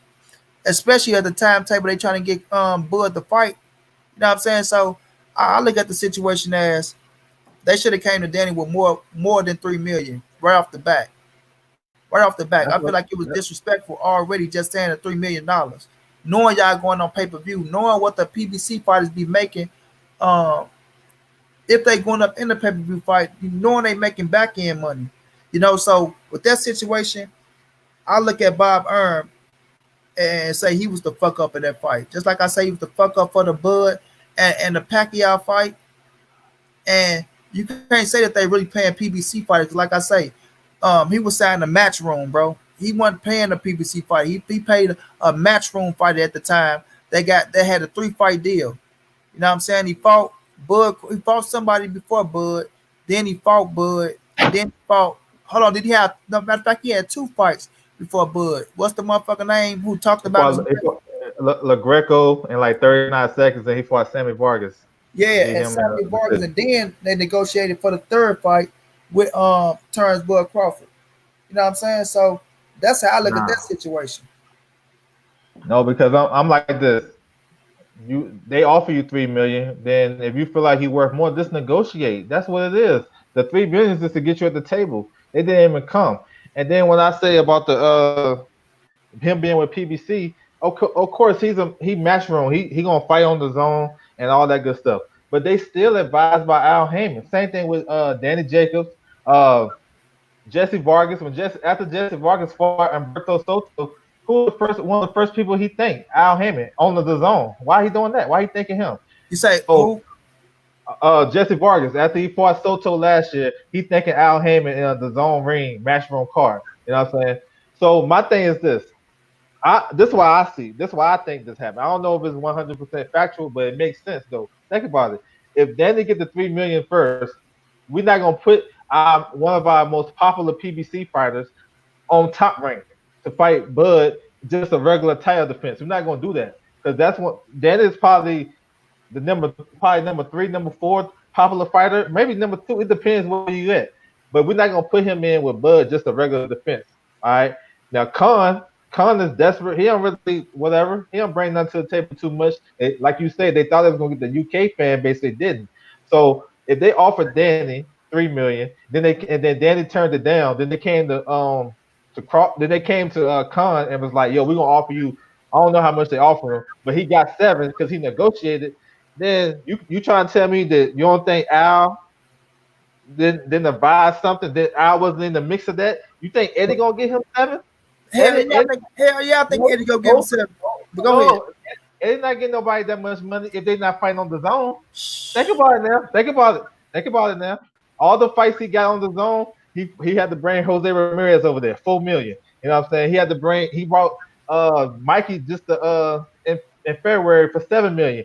He's not getting these guys big money to fight on other platforms. I guarantee you, Al is in there and is like advising that shit. Let me see the contract. Let me see it. Okay, no. We're gonna do it like this. Eddie don't got no clout over here to get nobody no big money unless they fight on the zone platform. And we know Bob Arum, he is stingy like that. So he probably want to do this shit for Al to say, you know what, let me get some good business going because we're gonna have to see Spence later on down the line. And every little business move, it counts. You can't say, nah, man, we're not gonna pay Khan this when Khan value is trash, and then that's gonna mess up a relationship down the line if you're trying to get a Spence fight, Porter fight, Danny fight, Keith fight, Pac fight. You know what I'm saying? So you can't start burning. I know he already burned enough bridges with Al, but at least get some type of rapport with him. So that's just me. I may be wrong, but I know on the video, I seen video. I think Bluebird did it. Shout out to Bluebird too. We had the same discussion. He did an interview with Bob, and Bob said they never came back to me, and then they renegotiated. So so one hand we'll say Eddie Hearn, his business practice is trash. He don't know how to do this, whatever. But now we saying that he's nice at it. He gonna get Khan $7 million to devalue. Khan is devalue in the United States. We don't care about him. We just want to see him get knocked out again. You know what I'm saying? So that's just my perspective. Ain't nobody getting no over the hill fighter $7 million unless they Al. I can't see Eddie doing that. If you got that much confidence in Eddie, then he should have made Wilder and Joshua a long time ago. For That's why real. That's why I'm just saying where you wrong at because Eddie been giving motherfuckers big money fights. We see with the zone, you say yeah he paying with the zone money, but he been getting AJ big money. So we say he can't get Khan 7 million, which is a fucking lie because you gotta think about it. They going on pay per view, bro. They going on pay per view. So when Eddie going to that bitch and he talk, and when we look at the press conference, I didn't hear Amir Khan thank Al Heyman not one time, not one time. You I see, didn't see Eddie there either. I didn't see Eddie at the press conference either. you didn't see Eddie at the press conference. You didn't see Eddie at the press. You didn't see Bob Earn say, No, "I'm doing great work with Eddie Hearn." You didn't see Matchroom on the not back of he that was. motherfucker out there. I seen Matchroom, but I didn't see Eddie at now one of their press conferences. I seen Eddie at Jose Ramirez and Hooker. I didn't see him in top. They had two. They had one in England and they had one in NYC. He won't there for neither one of them. He sent his boy Smith. He sent him Oh, over there. we got to go watch that press conference and see because I All right, remember I come on now. remember I remember. Hold on, I might be wrong if you went at the press conference, but we seen Matchroom on that motherfucking backboard, and we seen Amir Khan thank Eddie Hearn. We see Bob Earn talk about Eddie Hearn, and we didn't hear Al Heyman name nowhere through that shit. Now, when you say you can't negotiate 7 million for Amir Khan when it's going on a pay per view fight, that is all fucking bullshit. You could get this man 7 million when you know it's going on pay per view. You could get him 7 million when they projecting what the fight is going to be, what it's going to sell. Like I say, they didn't expect the fight to do what it did. They probably expect that bitch to do way more than what it did. But yes, Eddie Hearn can go in there and negotiate $7 million for Amir Khan, especially if Amir Khan ain't getting shit on the back end. You damn sure can negotiate 7 million for him. Now, when I look at the situation, like I say, that was Eddie Hearn's last fight with Amir Khan. If I'm not mistaken, it was a 3-fight deal. That was his last fight, so he got the big fight for him because everybody thought it was going to be the Kell Brook fight. But he got the fight with Terrence Crawford, went in there, negotiated the deal. You can say they didn't negotiate. You can say they did negotiate, but negotiate the deal with Eddie Hearn. And we don't know if the offer was 7 million right off the back or not. We don't know if they went over there and said, "Oh, 3 million." No pay-per-view fight. Amir Khan, thinking about his fan base, thinking about the Muslim people, thinking about this, thinking about that, and thinking that him fighting Terrence Crawford, arguably the number one pound for pound fighter, WBO champion of the world, looking at that situation, saying, you know what, maybe this can revamp Amir Khan career. Maybe it can make all his fans jump back on his team. Maybe we can look at it as the UK versus the US of A, and we can sell that bitch like that, and maybe we can pull off a certain number. Pull off a certain number. So yes, we're going to negotiate 7 million for Khan, give Bud this, and let's see where the chips fall at. You know what I'm saying? But the projection probably was wrong, and that shit didn't sell, and it was a big ass flop. So you can't Mhm. say Eddie can't go in there and not negotiate $7 million when they looking at a certain number, thinking it's gonna be a certain amount of number. Then them offering Danny Garcia a $3 million, just thinking this a civil fight for it, just a domestic fight for it, just the U.S. versus the U.S. You know what I'm saying? And they ass flop, but we can't sit up here and say Eddie can't negotiate $7 million for Amir Khan when he feel to sit up here and almost give Javante Davis 10 million to fight um to fight Tank Davis. I mean, On what sorry, to though? fight Tevin Farmer, or talking about giving Jamal Cholo 7 million to fight motherfucking On the um zone though. On the zone. on the zone. But I'm just saying though, you can't say he can't negotiate big numbers like that when he's doing big numbers. So when you look at Amir Khan, you say a fight that's over the hill, but you can still look at him talking about the fan base, who he fought, and trying to use that shit as leverage and put a number up there where the pay-per-view numbers gonna be, and that shit never hit what they thought it was gonna be. You know what I'm saying? Nah. Let, I let, don't let me think hit these, see, let me hit the oh, chest before you rebuttal. Let me oh hit yeah, the go chest ahead, before bro. you rebuttal. Go ahead, bro.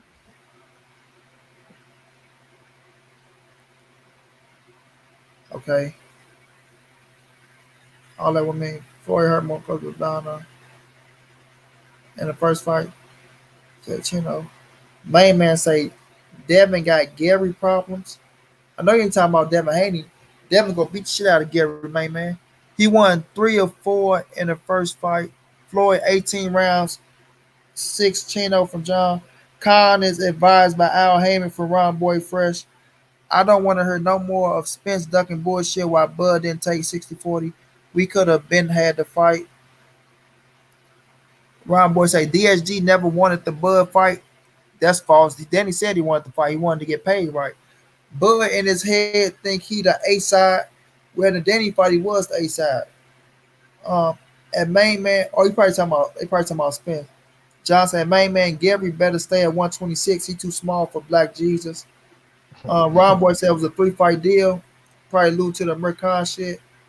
G May say it don't make no sense why Al would have given Pack to Bud. The man could have had 2 belts and had more leverage. Top Rank stopping this mega fight. Y'all must talk to each other on that. Both sides already said they never went back to the renegotiation table, Slim. Yeah, because they probably said the 3 million was some bullshit. We don't know if Bob just said it was a 3 million. He didn't want to pay more than 3 million. It don't make sense why Bob didn't give Pac, or he said Bob didn't give Pac, could have been equal leverage for EJ. That's a fact. So DSG went to LA to fight in an empty dignity help for 1 million. Go figure. Yeah, but he ain't fighting on pay-per-view neither. All right, here I come, bro. This shit is fucking up.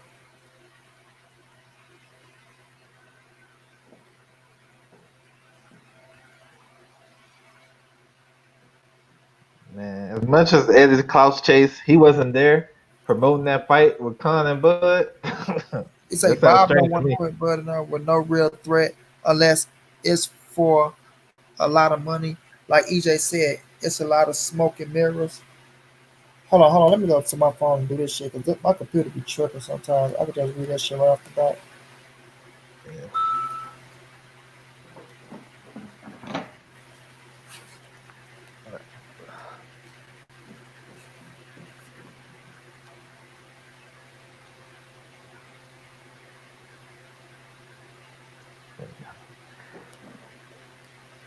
Yeah, that you right though. That fight didn't do what they thought it was gonna do though. Hell no, I know they Hell projected no. that bitch. I know they probably projected that bitch to be bigger than what it was. I say DSG rated number 1 in the WBO. Hey man, he about to drop out of the WBO. Lil Mikey is advised by Al Heyman also. Bob said in the past interview that he was trying to save Pac from Bud. Pac team didn't want to fight. Bud Pac said he wanted to smoke back then before the Horn fight. Bob Irwin trying to get Pac out of 20 million. She makes facts, bro. Bob been doing that shit for years, not putting his best fighters up against the best unless it's for big money.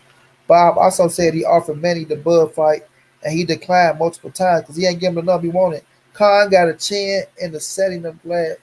Khan got a chin in the setting of glass. Laugh out loud. He said, "How you trying to save Pac? Bob probably the one to land. Bob versus EJ. What's up, my chat? D Hodge, what's going down, bro? I was in New York and Eddie wasn't there. Okay, and Ron Boy Fresh. I think I found the article with Bob saying that on Three King Boxing type, Bob earned saving Pacquiao or something. Video with Bob Rose saying he wanted to. All right, we done with that shit. All right, you got something you want to say on that, Lawrence? Nah, man, I'm good with it. I just want to say this one thing.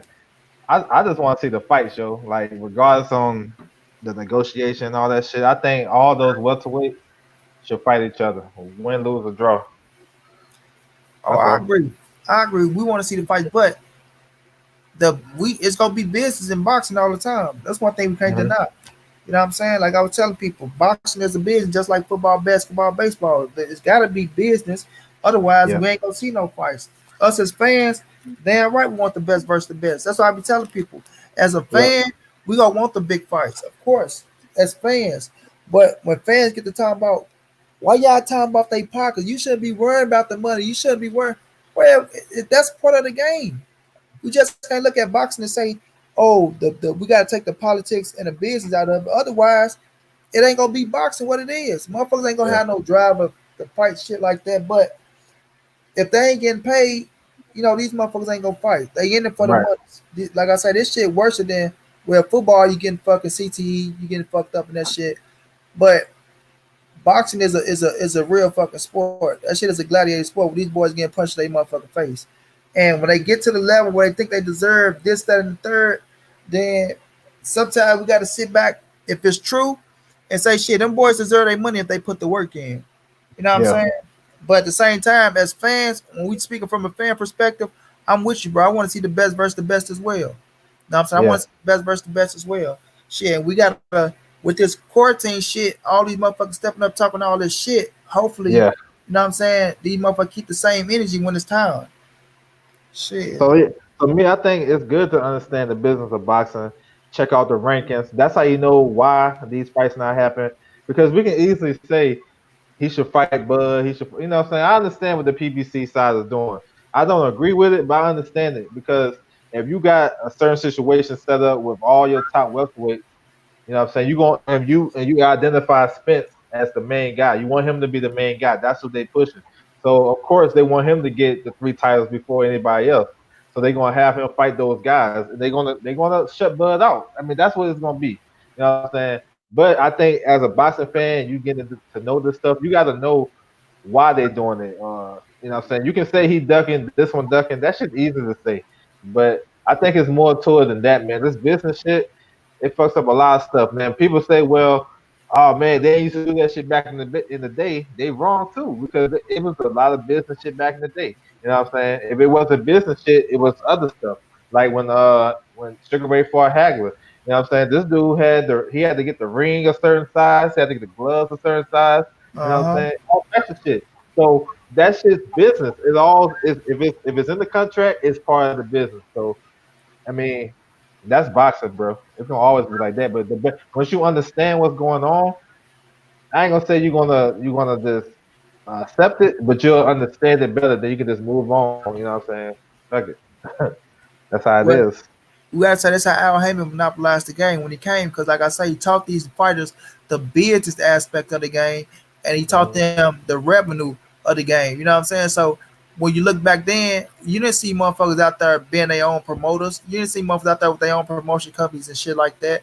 So once you seen them, they start getting their freedom, and they more have fighters got more say so for what's going to happen in the boxing game. Back then, we know the mob control boxing, we know the promoters control boxing. You know what I'm saying? So once you get into that bitch, if they sign a contract and tell your ass you got to fight, like Buddy McGirt say, back then, if a motherfucker call and say, "Oh, we got to fight," it's for X amount of dollars.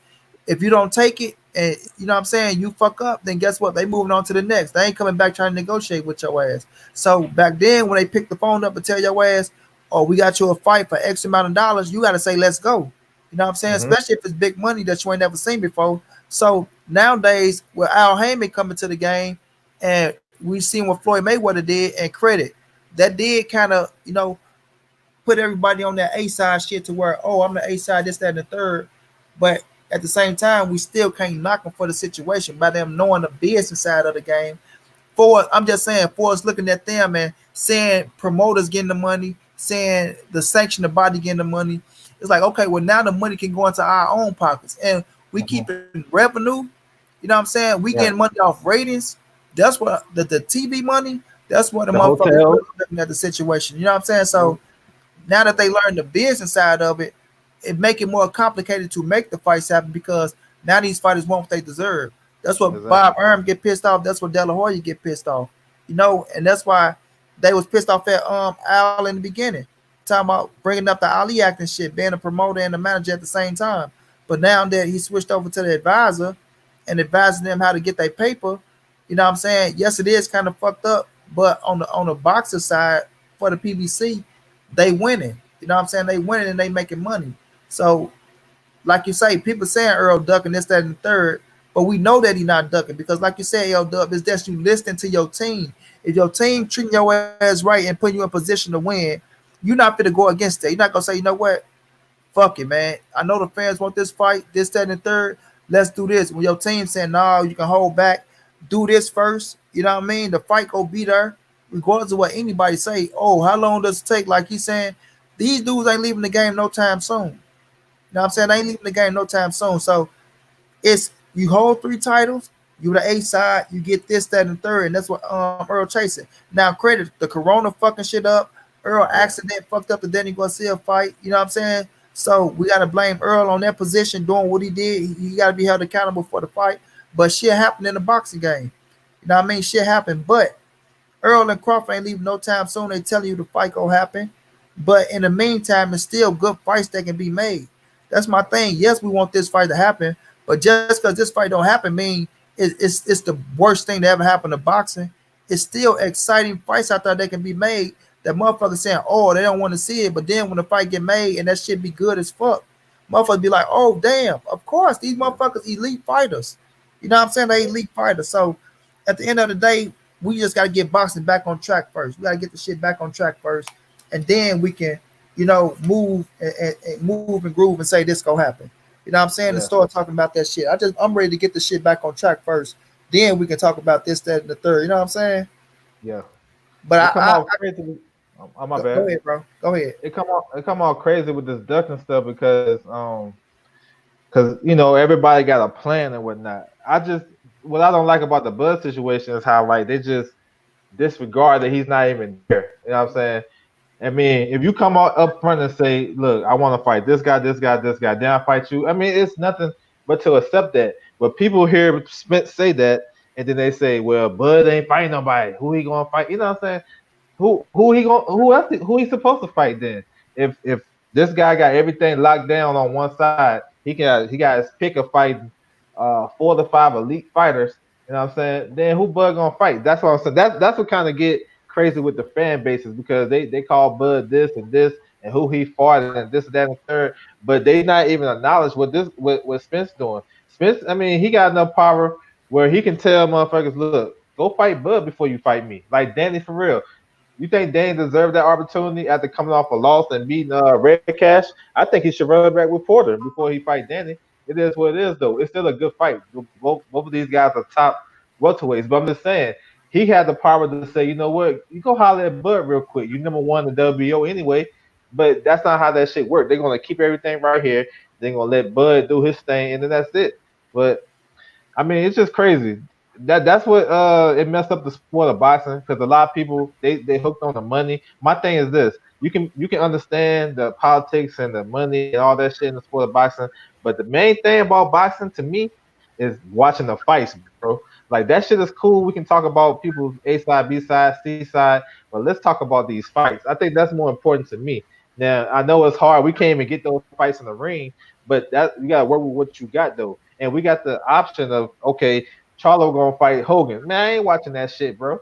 I'm turning that shit off. If you don't want to, if you don't respect whoever the opponent is, don't watch it. That's what I say. We got the right to not watch that shit. You know what I'm saying? But see, this is what happens. They're not gonna watch the fight. But then if he go the distance with that guy or something, then they be right on social media or whatever going in his head. You know what I'm saying? But they're not watching the fight. So you have an option. If you don't like these matchups, cool. But if I'm a fighter and I want Al Heyman. If I'm a fighter, I want Al Heyman. Look what's going on with Don Stevenson. He don't got his shit in order. Why? You don't want to be like that. You know what I'm saying? You want to have your shit in order. You want shit. I mean, this is not these boxers today. It's not about legacy. It's not about trying to be all time great. They want to get their money, say they're the best for a little 2 year stretch, and then they want to be up out of here. These guys ain't trying to challenge themselves and like, look, I'm gonna move up and fight this guy, or I'm gonna step up and fight this guy. You know what I'm saying? Or I'm gonna do, I'm gonna try to make the fight. I'm gonna talk like I want to fight instead of talking in circles. And then the fans be like, yo, what's up with this fight?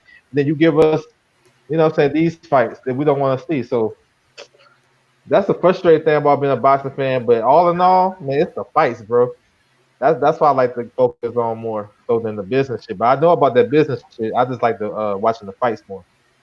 Well, that's what I say, and that's why I tell people when you say it's all about the fights. Yes, we want the best versus the best, and the hype of the situation, and it's gonna get you all and riled up for the fight.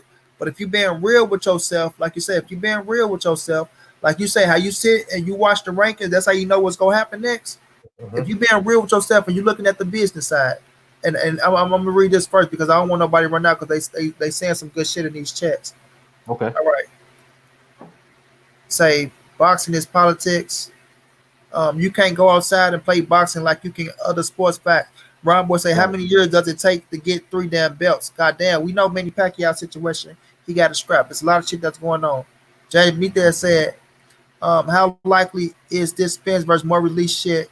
That shit can't be a reality. That ain't happening, James. I got from the horse's mouth himself. That shit ain't happening. It's a drawn out business plan at 147. Now, Eddie Sports Money says some real shit. Bob Erm is the king of the in-house fights. Why you think we got Bradley versus Pacquiao 3? We got a lot of That, fucking rematches with Bob Erm and Top Rank. He the king of that shit. How many rematches he went for in that shit? Armando N say Bob Erm is protecting Bud from fighting elite competition. Let's stop playing games. I won't say that. Main I man say disagree the with that. biggest fights in boxing is Spence versus Bud, millions of dollars involved, and major legacy achievement. Nothing but Manny is bigger, and that's what people waiting on to see what Manny gonna do as well. Boogeyman Bud versus Big EJ is over marinated at this point, says Ron Boy Fresh. Ron Boy say you supposed to offer DSG Porter Thurman 20 million each to fight Bud. Ain't nobody saying they gotta offer them no 20 million. Stop, bro. Uh, he said I don't even pay attention to the lane 147 division. Tell me what they doing at 118, 135, or whoever making the best of the best. G May say the WBC mandated EJ versus Danny shit. Bud should take 60-40 before it goes to 70-30. DSG, the Mando after Granados and Red Catch left. But okay, now when you said do you think Danny deserved to fight Earl Spence? I say yes, he do deserve to fight Earl Spence on the simple fact of, like I say, Terrence Bud Crawford and Earl Spence is gonna be a tough fight to get made. It's just the reality that I'm looking at it from. Like I say, when you say you watch the rankings, if you being real with yourself and you say, okay, we looking at the business side and we really pay attention to shit, and even though we want the best versus the best, you won't set yourself up to say, man, I want to see Bud and Earl next, knowing that it's not gonna happen. Knowing in reality that it's not gonna happen. Not saying it can't happen, but knowing that it's not gonna happen. So Hmm. when you look at that situation, you say, okay, fuck it. Okay, if that fight not gonna happen, what can be the best fight if that don't happen? What's the next best fight out there? And that's how I'm looking at shit. Like I said, I don't get caught in a hype no more. I used to be that hype nigga. Oh yes, this fight gonna happen. Fuck yeah, because you're setting yourself up for failure. You're setting yourself up to be pissed off at the boxing game and even be pissed off at the fighters, even if it's your favorite fighter. But I look at the fights and I say, okay, I'm looking at the business aspect of it. Is he gonna get paid what he want? No. So we know if he don't get paid what he want, the fight not gonna happen. So what's gonna be the next best thing that can happen? You know what I'm saying? Now when people look at Danny Garcia's situation, a lot of people shit on Danny saying he don't deserve to fight. You can't say he don't deserve to fight because I say this, bro. Yes, he lost to Sean Porter, But it didn't like he just got his ass beat to Sean. Like, you know what I'm saying? This, that, and the third. Where he say you ready to see him running back with Sean. When he fought Keith Thurman, some people say he beat Keith, some people say he beat Sean. Now he went in there and knocked Granado's ass out. He went in there and beat the shit out of Red Catch. But Danny is still a top 5 fucking welterweight that's out Oh there. yeah. He's still top of the top. Now, people say they don't want to see Earl and Danny fight, but people was okay with saying Danny and Crawford fight. So my thing is, how can Earl be good for Crawford, but he's not good for Earl? When we all know we wanted to see Danny and Earl back Hmm. then when Danny was the champ, and still now because he lost, still don't make say we can look at that and say it's not going to be a good fucking fight. Earl can get into that bitch and fight his ass better than what Porter did or better than what Kell Brook did. We don't know. Styles make fights, but when you look at Turnbull Crawford, if Bob Earn pay these fighters what they work, bro. If you pay them what they work and stop trying to lowball, he know the game, man. Bob Earn been around for 60 plus fucking years in this boxing game. He knows the game, but he's stuck in his ways of making sure he fill his pockets up. Now, if we can't get Earl versus Turnbull Crawford and Sean Porter is a great fucking fight. Crawford gotta want it.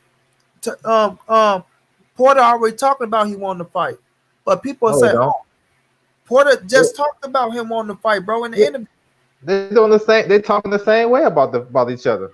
no, None of them Porter is committed to me. look, Porter talking about fighting Turnbull Crawford now. If Kenny Porter say, look, and this just my perspective. First, Turnbull Crawford said, "Oh, we got to sit down and talk about the fight happening. This, that, and the third." If Kenny Porter say that fight gonna happen, come with the right numbers. Sean Porter's gonna take that fight, bro. He is gonna take it. But Bud gotta want that fight as well. He gotta want the fight. Now, if they talking about Danny fight Earl, then we know Bud and Danny not gonna happen. Hmm. Bob say he not giving Manny 20 million, so we know Crawford and Manny not gonna happen. So Bob gotta come to the table and say, okay, if I get one of these PBC boys, whether it's Danny, whether it's Sean, whether it's Earl, whether it's Pacquiao, we can make a pay-per-view happen. We can make a pay-per-view happen. And Hmm. he gotta pay these dudes what they are worth. He gotta pay them what they are worth. You know what I'm saying? So I'm not saying go out there like Ron Boy talking about 20 million. No, of course we know they're not worth no damn 20 million. But 5 to 7 million, yes. You fucking right, they work 5 to 7 million. Even Danny Garcia. So if Danny wants to fight Earl Spence on pay-per-view, Danny might get even more than 7 million. Depending on how the pay-per-view goes. Yeah. That's what I'm saying, bro. And Danny Garcia knows that shit. That's why Danny is willing to say, you know what? Fuck it. If he come with this punk ass 3 million, I don't want to talk to them because they ain't talking great sense right now. And he talking about that's it. I'd rather fight Earl Spence on pay-per-view, seeing what Earl and Sean did on pay-per-view. So now let me go get my chance with Earl Spence on pay-per-view with my fan base that I got, and let's see what we can do. Knowing we go talk that shit, knowing we go get into that bitch, it's gonna be a fight. Now with Earl Yeah. coming back, bro, everybody waiting to see how Earl looks. So the pay-per-view numbers, I feel like it's gonna be fair and gonna be all right, in Yeah. my opinion. You know what I'm saying? Just Yeah. with the hype around Earl Spence. So now if Danny and Earl get into that ring, that shit gonna be a success.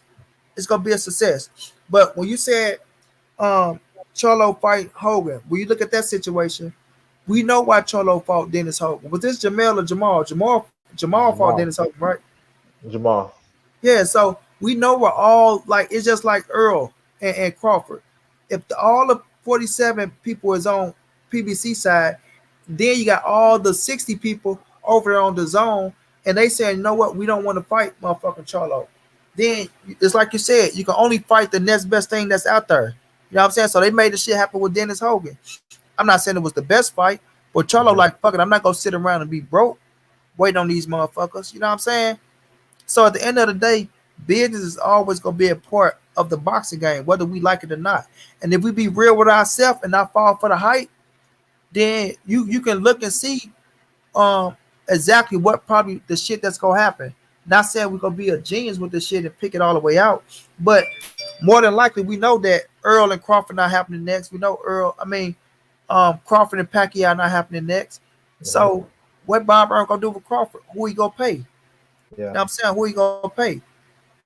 I Let me understand touch what on exactly. Oh yeah, go ahead. Go ahead. go ahead. All right. The Nero say Money Brown.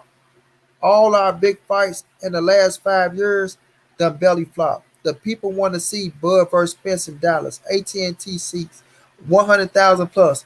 Why they talking about money? What you mean? Why they talking about money, bro? So you telling me you think Bud coming to Dallas to fight Earl Spence? That's what I'm saying. You got to look at that shit, Mr. De Niro. You saying they want it in Dallas. So you think Bud and Bob just go sign up for Dallas? You know what I'm saying? You think they gonna sign up for Dallas? Hell no, bro. That ain't gonna happen. Earl can make 15 to 20 million against Bud. If it's about business, that's why that's where the money's at. You can say he can make 15 to 20 up against Bud, but what percentage is Bud talking about taking, man? Is he talking about taking 60-40? You know what I'm saying? Is he talking about taking 60-40? Earl can make 15 to 20 million fighting Danny Garcia. We don't know. James Benitez said, I was pissed. I flew to Houston and watched Charlo versus Adams. That fight, shit was bad. It was an okay fight. It wasn't as bad as you think it was. To me, Ron Boy say, main man, you know damn well they holding out for 30 million imaginary paydays. So Ron Boy, you saying it's imaginary payday, right? So watch this, and I'm gonna let you go after this, L Dub. So if Earl was to fight Danny Garcia, beat Danny Garcia, if Earl was to go fight Manny Pacquiao, beat Manny Pacquiao for that title, Bud go fight Crawford, he beat Crawford on pay per view. I mean, sorry, Bud go fight Porter, he beat Porter on the pay per view, do good numbers. Earl go beat Manny Pacquiao and Danny on pay per view, do good numbers. Now it's a unification bout, an undisputed bout. You saying they can't make $30 million a piece? We don't know, bro. We don't fucking know. But we can't sit up here and speculate, say they can and say they won't. But what you do is got to be realistic about the situation. If Earl is over here on the PBC side, he coming off his accident now because we see the accident in Corona that's holding shit up, so that's stretching shit out. But if Earl go in here and fight a fucking Danny Garcia, do great on pay per view, then you got a Manny Pacquiao fight like main man say, ain't nobody turning down Manny Pacquiao. Nobody. But you Right. do have Manny Pacquiao on the PBC side. You do have Manny Pacquiao with a WBA super title that just beat the Keith Thurman. You do got a Manny Pacquiao that just made 20 million against Keith Thurman. So you think Earl Spence is not going to weigh his options to fight a Manny Pacquiao over a Terrence Bud Crawford, knowing the Terrence Bud Crawford fight is going to be there, but Manny Pacquiao is really on his way out the door in a couple more fights? So you got to look at that situation, bro. And he's on the PBC side now with Al Heyman saying he want to fight Earl Spence, and Earl is at the top of his list, but he got obligations with his fucking political shit that's happening. Come on, man. You got to take all that shit into consideration when you're a PBC fighter and you're the top dog at PBC. You know what I'm saying? But go ahead, L Dub. Yeah, I want to say like I was saying I don't think Danny deserved it. I like that fight, but I would much rather see Spence and Porter running back. But it is what it is. It's still a good fight because Danny is an elite to me. And I think that all those guys fighting each other, no matter how you match it up, is going to be good. As far as Porter and Bud, I don't think both of those guys are talking like they didn't want to fight. But here's the difference, though. People people are saying Bud is ducking Porter, but you see, look at the difference though. When Porter wanted to fight Keith and Thurman, he pulled up on Thurman at the press conference or whatever, the little media thing, and he got in the ring against Danny. He was chasing them dudes. He was doing all Macho Man Randy Savage type shit. He was at Vegas. I was when I went to Vegas to see Wilder Fury 2. I seen both of them in the lobby. I seen Fred. I seen Blue Blood. I seen Chop Chop Corley. I seen Tony Harrison. R.I.P. to his pops. I seen a bunch of fighters in there. I seen Porter. I seen Bud and his sister. Right. I ain't see Porter approaching him. I ain't see Porter running down on Bud. But people got this narrative like Bud is ducking. No, man. Both of those guys ain't trying to fight each other. They feel like they can fight other people and whatever. I think it's soft, but it is what it is. We got that part. But you can't tell me Porter's doing. If you told me a fighter was ducking another fighter, I'm gonna say, oh, how he ducking them? Did he send him a contract? Did he pull up on him? Did he do this? Did he do that? You know what I'm saying? And Porter didn't do none of that shit. And then you was talking earlier. You know these guys get offered some money, and then they turn it down or whatever. Now which one is better? The opportunity. Let's say they give Porter $6 million to fight Bud. You know what I'm saying? 7, whatever. They got a negotiation thing there because Khan got 7. So Porter has he went over there and tried to make the opportunity happen? He don't like where he gonna go. Spence gonna fight Danny, then Spence gonna fight Pac, maybe. You know what I'm saying? Who's Porter gonna fight? You know what I'm saying? So my thing is this: if your ass left out in the cold, you the one should be going to top rank and negotiate some shit, get on good terms, and try to make the fight. Not saying, no, I'm gonna stay over here and we good and let Bud go over there and fight whoever he froze out. No, it's opportunity. He still got a belt. He still beat the guy that gave Pacquiao hell. You can say I thought Pacquiao won that fight, but that was a tough ass fight for Pacquiao. And what Bud do to him? So that's credibility right there off the rip. And when Horn had that belt, Thurman was like, "I go take that belt from you." Spence said the same shit. But when Bud get it, ah, you know what I'm saying? We also, you know what I'm saying? We gotta think about this one. So it is they not rushing it. They want to get compensated for that fight, which is understandable. But you can go over there with the mindset, okay, I gotta take this opportunity because he is one of the best in the division. And maybe I might not get 10 million that I want. Maybe I get 6.5, maybe I get 8, whatever. Go over there and negotiate it though. But they acting like they can't even do that. And I think that's the problem with a lot of fight fans when you're not even willing to sit down at the table and say, how long it's gonna take for Porter to call Bud? He said he ain't talked to him on the phone since damn October. How long is it gonna take for him? He had a wedding. Bud didn't come to the wedding. Man, are these guys really that close? That to me, that's some bullshit. To me, I don't want to get into it. I think it's both of them. I don't think it's just Bud. People want to throw it on Bud. I'm just gonna say it like this, and I might catch some people. I'm gonna call it how I see it. I think a lot of people putting that shit on Bud because they know Bud is Spence's biggest threat. So the fan base gonna have to protect Spence.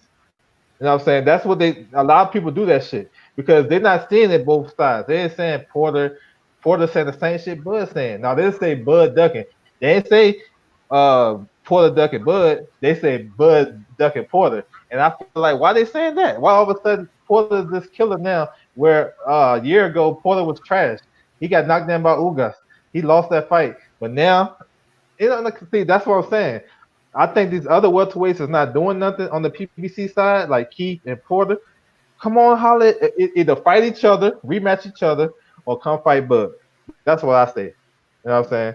So I don't think Bud ducking none of that. I don't think Spence ducking really. I think he got the business model. He got to stay to the plan. And the other guys, they're in a position where they can stay over there and just chill and fight the PBC fighters and whatnot. But they got an opportunity if they want to be great to go holler at Bud. He don't got no work over there.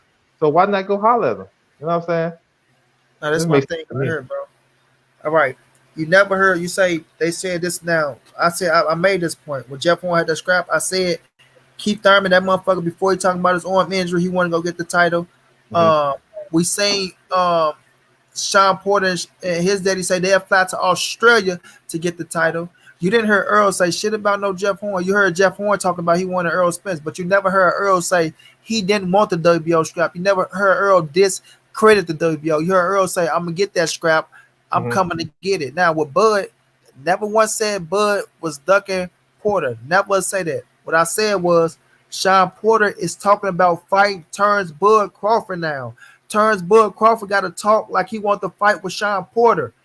Bud is stuck on the fucking Earl Spence, Danny Garcia, or Manny Pacquiao. That's what he talking about. Mm-hmm. That's his list. He got to Right. say he want Porter as well. That's what I'm saying. If you know you're not going to get Manny Pacquiao because you heard Bob Erm say he's not paying them 20 million. Pacquiao say he want 20 million that he got for Adrian Brown and Keith Thurman. You know Danny Garcia and Earl Spence might be looking like the fight head when the shit start hit the fan, when everything start back up. You know that might be what's next. My thing is this with Turns Bud Crawford. If you know those fights are froze out and you know that Sean Porter is there, that it's a great fucking fight for you, that is a measuring stick of what Earl Spence did to him. I'm not saying that Bud do not deserve Earl Spence. I'm saying when you look at the business aspect of it, if we put ourselves in Earl Spence's shoes, he's going to follow his team. Mm-hmm. They following what they team say. They're going to follow their team. Now with Turnsburg Crawford, you want money. You know what I'm saying? People say, "Oh, he locked in this contract. He's going to get 3 million regardless this, that, and the third." Whatever Kenny Porter say, I don't give a fuck what Sean Porter say. And I'm not saying Porter don't got no say so. But Mhm. whatever Kenny Porter say, in my opinion, is what's going to happen. Kenny Porter say we won't turn Bud Crawford. They need to make us an offer. Pick up the phone, call us, make us an offer. Nobody never called Kenny Porter. Bob Arm said in his own out his own mouth, he liked the Sean Porter fight in one breath. He liked the Sean Porter fight over the Keith Thurman fight. He was saying, you know what I'm Mhm. saying? So they haven't picked up the phone and called Kenny about a fight. Sean Porter said that he's looking to fight Bud Crawford. He's down to fight him. That's what I seen Sean Porter say, bro. I haven't seen Bud say anything about fighting Sean Porter yet. That don't mean that I'm saying Bud is ducking Sean Porter. Salute to my motherfucking brother, BFTB, that fell in the building. BFTB, who is the reason me and Lawrence is on the motherfucking right here talking this shit right now. My thing is this: if Bud go out there and say, "Fuck it, I can't get Spence, I can't get Danny, I can't get Pac," Sean Porter is still a top PBC fighter. And now you just said it yourself. Porter, I mean, um, Bud didn't show up to that motherfucker wedding. You know what I'm saying? Y'all Right. motherfuckers don't talk on the phone and shoot pool with each other. I Y'all ain't know. That's what I'm quarantining with saying. each other. You motherfuckers ain't on the phone having fun. So how come Bud not screaming like, okay, if I can't get these motherfuckers, I want Sean Porter too. And we know Sean a top fighter, just like Danny a top fighter. Yeah. That's what I'm saying. PBC have Earl Spence, Sean Porter, Danny Garcia, and Manny Pacquiao. Those are all top fucking fighters at welterweight. But Bud screaming Earl Spence, Danny Garcia, and Manny Pacquiao. You got to scream Sean Porter as well. Ain't no Right. motherfucker safe. Now, Kenny Porter said it himself. All these guys need each other to be great. Like I say, Kenny Porter is smart. Kenny Porter understands the chess move. Kenny Porter want the rematch with Earl Spence Jr. Kenny Porter knows. He knows the quickest way to get the rematch with Earl Spence Jr. if we go over here and we beat Bud Crawford ass, get that WBO scrap, we right back in the hunt. And you just Right. beat. You just beat the motherfucker who everybody talking about ducking. Earl, I mean, who everybody talking about Earl ducking. Earl Mhm. ducking him. Earl doing this. Earl doing that. Earl don't want to fight him. So you know what Kenny Porter doing? Kenny Porter, after he what he think was a success versus Earl Spence Jr. After he think, okay, look how we fought Earl. Look at this Right. shit. Oh, people saying Earl was gonna do this. Earl said he was gonna do that. We get in there, we did our thing. More victory. Let's think what we can do to Crawford, who's not even who probably in his head that's not strong than the Earl Spence, this, that, and the third. Mhm. So now that Kenny Porter talking about that shit, you see Sean Porter talking about fighting Bud Crawford more. Man, I'm Right. telling you, Kenny Porter runs that. This what I see with my eyes. I don't give a fuck what Sean Porter say. This, that, and the third. If Kenny say we fight turns Bud Crawford, Sean Porter's gonna girl up the fight turns Bud Crawford. Whoever my dad tell me to fight, I fight. I don't look at the contract. I don't do none of that. My dad take care of all those things. So if Kenny Porter say, Sean, get your ass up. We going to the gym. We're gonna fight. We're gonna fight Crawford. Yeah. Stop fucking saying that you're not gonna fight Crawford. We want to fight him.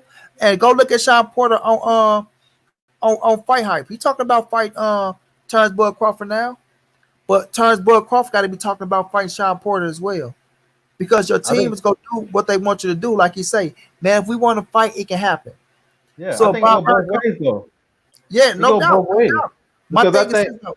Wait a minute. Wait, let me finish. My thing is Okay. this. If Sean Porter go out there and say, I mean, if Terrence Bud Crawford go out there and tell Bob Erm he wants the Sean Porter fight, you best believe Bob Erm is gonna look into it. Like I say, Bob Erm said out his own mouth when he was sitting down at the table, I like the Sean Porter fight. He want the Sean Porter fight. Mhm. And it make a lot of sense. If you can't get these other fighters, it make a lot of sense. I mean, you got Yeah. Ugas there. Is y'all gonna talk about fight Ugas? He ain't gonna get the numbers he looking for. It'll be a great fucking fight. But Sean Porter got hype around him now. You know what I'm Yeah. saying? All these motherfuckers you talking about, he beat Earl Spence, this, that, and the third. Got a lot of hype around him. He confidence in himself. Kenny Porter confidence in himself.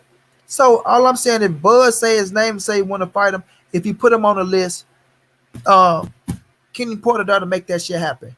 Now, is Bud afraid of fucking Sean Porter? Fuck no.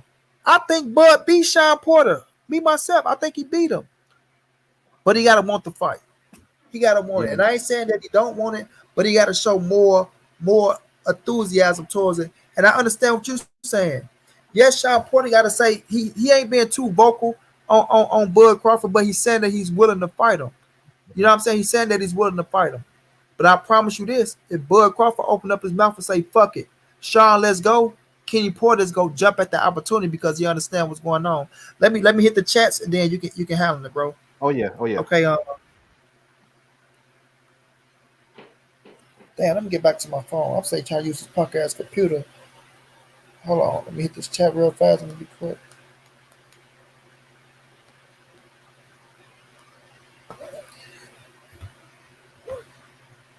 What's up, Bill TB? What's going on, bro? Everybody in the chat, man. What's going on with y'all? Man, salute to my motherfucking brother L Dub. Like I say, one of the motherfucking boxing gurus. You understand? Like BLTB say, when he talk, I listen, bro. When main man talk, I listen. When Ron Boy Fresh talk, I just let his ass talk.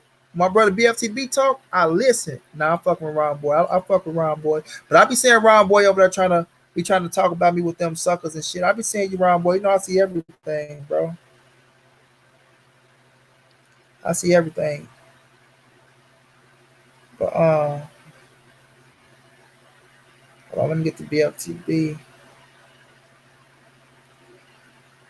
All right, Ron Boy said, I'm just glad it's over a dozen other divisions because these jokers that 147 is on some drawn out business, playing lame shit. How do y'all lame shit, Ron Boy, when it's great fucking fights that can be made at 147? Just because it ain't Bud and Earl don't mean it ain't great fights that can be made, bro. So there ain't no lame shit. And we in quarantine right now, so ain't shit getting made. Main man said, I don't see Porter leaving the WBC. He's in the number one spot. If he can get a Bud Crawford fight, he's still a number one spot. Bud might get clipped by Sean, James Benitez more and more. I watch old interviews. Kenny Porter seemed like a real puppet master. Francis Norman, what's going down? Spence ducking Crawford. On what planet? Spence is a PBC hype job. On what planet, Mr. Francis Norman? Main man say Porter called Keith and Danny like the Hawk, but called Bud like Bruce Banner. BLTB say Bud don't want no work with Earl. Francis Norman say PBC need to stop ducking Crawford. How PBC ducking Crawford with Sean Porter right there for him, and they lowball Danny Garcia. Come on, man, make it make sense. Bud a top ranked hop job. BLTB.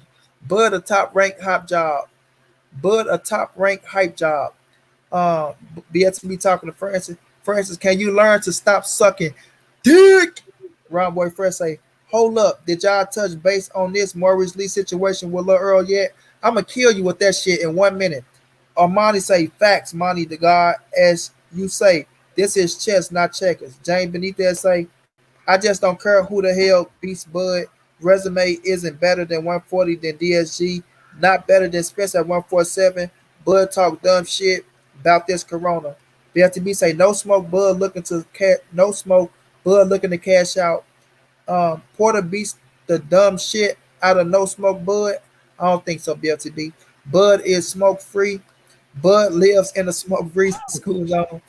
Laugh out loud. Round Boy Fresh say what? Mr. De Niro say salute everybody. BFTB no fire hydrant anywhere near Bud. I just seen DSG versus Red Catch and Ugas versus Dallas Jr. Lame shit. Like I said, okay. When he fought Red Catch, what fight was to be made for him, bro? Stop it. Ugas versus Dallas Jr. Okay. What fight was to be made for him? Bud about to fight Lopez in a thriller fight. 147 take 2 steps forward, then take 8 steps back. Get out of here with that shit. Bud fight in new way for undisputed at 135. Go ahead, Lawrence. Go ahead, bro. No, BFCB. I think I like the Porter Bud fight. I think that fight should be easy to make for real because I don't think Bud. I mean, excuse me, Porter. He don't really have that much options if you're not gonna fight the top guys. But I think it's both of those guys that need to step up to the plate because I've been in Vegas a I lot agree. of times. I agree 100% with that. Both of them do need to step up to the plate. But go ahead, Listen, bro. Vegas ain't that big, bro, and the top ranked office is right down the street. And can Porter know where that shit at? You know what I'm saying? So to me, it's just I know those guys just don't want to fight each other. I get it, I got it. But I think you know what I'm saying. They shoot. I think the other guys. I think they should both at least get in the negotiations and make an effort to make the fight. But I'm gonna touch on the Spence versus Marvis Lee jump real quick. If you don't mind, I'll pop it Okay, off. let me just say this, and you can go. But I'm gonna shut Right. that shit down with one thing, and I'm gonna send it to you too, bro. I'm gonna send it to you too. I thought I All right. sent it to you because I sent every damn thing to you as well. But I agree with you 100% on they both need to step up to the plate. Because when we really look at the facts, sir, L Dub, when we really Mhm. look at the facts, when we say Earl coming back, and everybody that look at Earl say need to take a tune up, right? Everybody saying, "Oh, Earl need to take a tune up. I'll do this. He's need a tune up. He needs this." But he coming back facing Danny motherfucking Garcia, who is a top welterweight, a top five welterweight, just beat the shit out of Red Cash, just knocked out Adrian Granados. You know what I'm saying? So that Mhm. is a fucking, it's a threat. Danny is a threat. Danny ain't no fucking pushover. Sean didn't just push Danny around the ring. Oh Thurman yeah. Thurman hurt him in the first round, but after that, Danny fought the shit out of him and fucked his elbow up. So y'all gotta get Danny the respect that he deserves. People shitting on Danny like he ain't the top five. You know what I'm No, saying? he Like, is. you know what I'm saying? So when we look at that situation and we see that Earl can be fighting him, and we see that Manny Pacquiao may be out, then when we look at fucking when we look at Sean and Bud, it make a lot of sense to me, bro. It make a lot of sense. I got Danny number But 6 though. Honestly, I got him 6 I look at like welterweight. because I don't rate Pacquiao. Pacquiao is like I say, Pacquiao is a goat. He is like when I look at the division, I see Earl, I got Earl Crawford, I still got Thurman number three, then I got Porter, and then I got Danny number five. You know what I'm saying? I just put Pacquiao is like a Mayweather, bro. He on Oh, a you don't whole got him different right. level. I got Yeah, pack because 3. I got pack 3, Pac, but I got Thurman Pac 4 the because money man, bro. I got Pac as the Thurman just money one man. more guy. Like, you know what I'm saying? Packer, he and this bitch like if he get up out the game right now, he's straight. So I look at Packer Mayweather as the same situation. Like they Yeah, money niggas, you know what I'm saying? They here for the money, even though he got a scrap. You know what I'm saying? But I don't even rate him like he yeah. Pacquiao above all these motherfuckers. If But he should. Pacquiao pick up the phone and call anybody, he can make whatever fight he want to make. He got that luxury. You know what I'm saying? I feel what you're saying, but he ain't exempt from this work though.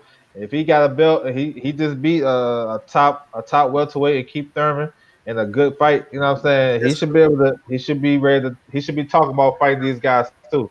But the Maurice Lee shit, man. Listen, man. Check I out thought. inbox real fast, L All Dub, right, before you all speak right. on it. I got you. I got you. All right, let me check it real quick. But man, all right, Just before niggas get trying to shit on Spence, you know what I'm saying? Because niggas, I got oh, you. you finna fight, you I, finna I, fight. I But see I you. ain't talking about you. I ain't talking about you. I'm talking about niggas in general. You know how motherfuckers do. They gonna My try thing to take about my shit and run with it. my thing about this fight, man. This guy right here, Maurice Lee, like he should be fighting Boots Ennis. You know what I'm saying? Somebody He like ain't, that. he ain't even ready for Honestly, boots, in my opinion. he's a sparring partner, yo. Like people don't know his background. He's a decent, okay fighter, but he's a prospect really. A lot of his fights been close. You know what I'm saying? He had a tough 4 or 6 round fight on the undercard of Tank versus Ruiz. Tough fight. He supposed to be grown to be a PBC fighter, but he really haven't lived up to expectation. Now he can come to count with Spence. You know what I'm saying? But if they gonna fight, like if they are fighting for real, that tells me that Spence, he's really dealing with this car accident. But I don't believe it though. Like you can fight any other welterweight in the division to get ready. You don't have to fight this guy. It's not, and a lot of people think it's for the belt. This they not none of those sanctioned bodies is ranking Maurice Lee, yo, for real. So if Spence do need a tune up, I don't think he should fight this guy. I think he should fight a welterweight that been doing something. You know what I'm saying? He said he feel like he ready. Let's see it. You know what I'm saying? He said he gonna fight Danny. I think this shit right here is just maybe those guys beefing or something, some little underground TMT beef or some shit. I don't know. But when I seen this shit, I laughed, yo. Then I laughed, and then I went to go look up one of Maurice Lee's fights. And I was like, man, hell no. You know what I'm saying? So it's funny, man. I guess it's something to talk about. I don't really believe it, man, because like right now ain't nothing popping off, like you said. And if Spencer's gonna go that low to fight a guy like that, man, just bring his ass to camp and beat up on him. You don't need to let the fans And watch that's all that it shit. is, man. Bring his That's ass to all it camp. is. You know what I'm saying? That's all I I mean, got on that. you looking at what I sent you, bro. Yeah, I seen it. So Yeah, crazy. All right, let me get to these checks. The main man, I just saw something. The main man showed that's not true. You know what I'm saying? That's not true. Okay. Okay. And to everybody, man, if y'all want to donate, y'all can donate to the Cash App, to the PayPal. Much appreciated. But if you can't, it's all love. Hit the thumbs up and just ride with me. Mr. De Niro say Bud all bark. I disagree. Main man say Bud equals three weight classes. Ryan Boy Fresh football. Sean coming back to a rematch. D Hard to say salute to BLTB. BLTB Bud versus Billy Bob Thorne. Thorne, the one that fucked the shit out of the one that fucked the shit out of Holly Berry. Halle Berry. Bud versus Sandy Looper. I don't even know the fuck that is. I pay for Porter versus Spence too all day. Very close fight. So would Yeah. you pay for Bud versus Porter? And that fight wasn't close at all. Man, stop it. You Lee said Bud. isn't Oh my bad, now. my bad. Go ahead. He say Lee isn't in no top 15 in any section of body. I figure you got to be top 15 if you're a champ. I'm sure Earn will make the Bud versus Granados fight. They got to see how Bud does. BFTB say Bud versus Green Beans and a rematch. Green Beans was wrong. Green Beans got all kind of seeds to plant in the rematch. James say BFTB, I agree. I wouldn't be surprised if they did fight Granados. Bud ain't fighting Granado. Bud versus Benavidez rematch. Main man say Keith beat Sean by a wider margin than Earl Spence. Not true, main man. Not true at all, bro. Not true at all. Two of the judges had an 8-4 for Earl Spence. Two, two, two, two of the judges. BFTB say Bud versus Khan rematch in the UK. Khan was robbed. James Benitez say Spence going to dog walk Lee ass. It ain't gonna happen. Horn want that rematch smoke. Spence said he's going to spar Maurice Lee after this coronavirus is over with. With with he's going to punish him and spawn. Ronnie Boy say Lil Earl got a gift decision. They need to run it back. BLTB say Bud scared to death to fight that linebacker that Earl dropped. Whoever Boogeyman Bud fight is a scalp as long as they weigh at 147, point blank period. Uh, yeah, man, that Maurice Lee shit. Look, I understand what Maurice Lee trying to do, and I don't knock the kid. Fuck it. Try to steal you some thunder and height, and it's working. Cause he got me making posts about his ass. I just had a conversation with him. You got to check out my Instagram post. I Yeah, seen it. you saying it? So, Yeah. but I hit Earl up and shit, and he already said that shit ain't happening. He just gonna beat his ass and spawn. So, at the end of the day, he trying to get some clout and it's working for him. I don't knock him. You know what I'm saying? But that shit ain't happening. Earl gonna fight. In my opinion, Earl and Danny Garcia happening next. That's just me. Earl and Danny Garcia happening next. That's the fight to make. They supposed to fight in January. So it's still a good fight right now to me because Earl coming back off an injury. He ain't fought nobody, and he going right back into the Danny Garcia fight. After that, he gonna be looking at. They gonna be looking to try to make the Manny Pacquiao fight happen. In my opinion, next Mhm. year, him and Manny Pacquiao next year. Him and turns Bud Crawford after that. You know what Yeah, I'm that's saying? Him dope. and turns Bud Crawford after that. Sure, I, you're right, Slim.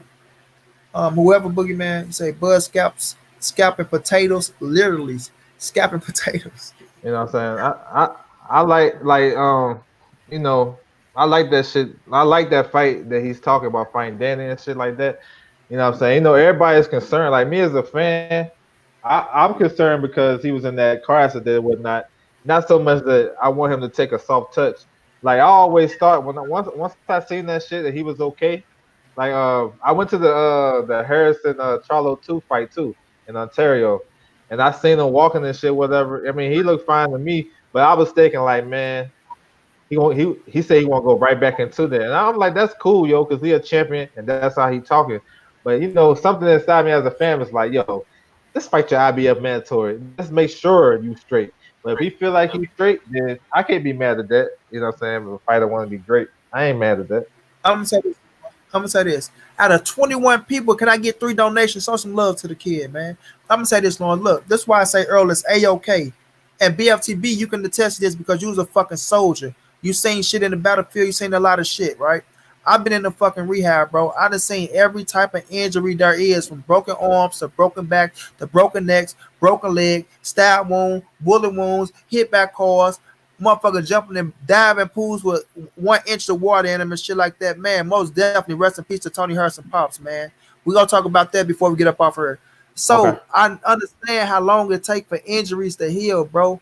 Earl Spence had no broken bones. Look, people talk about Earl L Dub like he had to learn how to rewalk again, like he had to wait for an arm to heal, he had to wait for a fist to heal, a leg to heal, he had to wait to get this and that. Only thing with Earl Spence it is mentally, bro. Mentally getting yourself together. Yes, he had swelling, had a few bruises, had to get his teeth fixed. You know what I'm saying? But even with that shit, that's to me is minor. I'm not saying it's not serious, but it's minor shit that you gotta let heal. And look how much time he's been out the ring, bro. All that shit didn't heal. He going to get checked up. They telling him that everything is great. You know what I'm saying? No trauma, no brain injury, body healing straight. Like everything is just still perfect. Like all it is getting yourself back mentally. You know what I'm saying? And like I say, Earl Spence is a mentally strong motherfucker, bro. So now he's running, he getting the weight down, he in the pass, everything feeling normal. Once he get into sparring, bro, and get punched in the face, and he see like, oh shit, this shit is back. Man, Earl Spencer's finna be a fucking monster in that ring, and I feel sorry for whomever he faced his first fight back, bro. I feel sorry for him. What is Danny gonna be competitive? He go stand there, but Earl, like I say, once he get into training camp and he get punched and the shit start feeling good, that man going 110% at what he got to do, bro. He going 110% at what he got to do. That's just what I feel, and in my heart, and like I feel, you know what I'm saying? He going to that bitch, and he going another to prove a point. He going another to prove a point, bro. And I think that point gonna be made. You know what I'm saying? I think that point gonna be made. Yeah, that's Uh, what's up, man. BLTB say just like Usyk was undisputed at 200, so he's the best at heavyweight. BLTB say just like B Hot was undisputed at 160, so he's the best at. Never mind, Calzaghe whipped his ass. Hold on, never mind, Calzaghe whipped his ass. Round boy, no more like Floyd being the best at 135. So as he stepped foot in the division, soon as he stepped foot in the division, no, he had to win in that division to be the best. He went and fought the best at 135. When he went to 40, he went and fought the best at 140. When he went to 147, he went and fought the best at 147 to be the best. So no, he wasn't the best at 135 until he beat the best at 135, son. And when he went up to 135, he fought. Did he fight my guy at 135? Who you talking about? You talking about Um Bud? Floyd. Um my guy that's dead, man. Damn, I'm missing these names Oh, up. Corrales. Oh, you talking about Diego Corrales. Gotti? He fought Nah, Corrales at Corrales. 30. He He fought fought Corrales at Corrales at 30. 135, right? No, 130. No, I think it 130. was 135, bro. No, it's 130. Floyd started at 130. He fought Corrales at 130. He fought Gotti at 140. When he moved up, his first fight when he moved up to lightweight, it was against Castillo. That tough Castillo. fight he Okay, so had. he fought Yeah, Castillo at 135. He fought. yeah. Castillo was You sure, 35. bro? I'm Because positive. remember Cause Corrales, he was the IBF champion at 130. at Cause 130. he beat Robert Garcia. Then he moved up. He had a couple of fights outside the division, and he got stripped of his belt. Then he came back down to fight Floyd because he supposed to be fighting Floyd a long time Okay. ago. So Yeah. who he beat before Castillo? Who did Floyd beat, bro? I mean not This Castillo. Before Corrales. before he fought Corrales. He I think Emmanuel Augustus was his fight before Corrales. But he fought a bunch of other like good contenders like Jesus Chavez. No, I think Chavez is fight after that, but he fought a bunch of other good fighters. You know what I'm saying? Yeah, 'cause I remember saying, okay, it probably was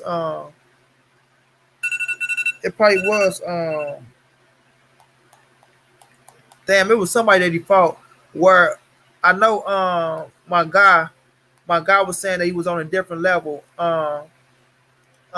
Rest in peace, Emmanuel Stewart.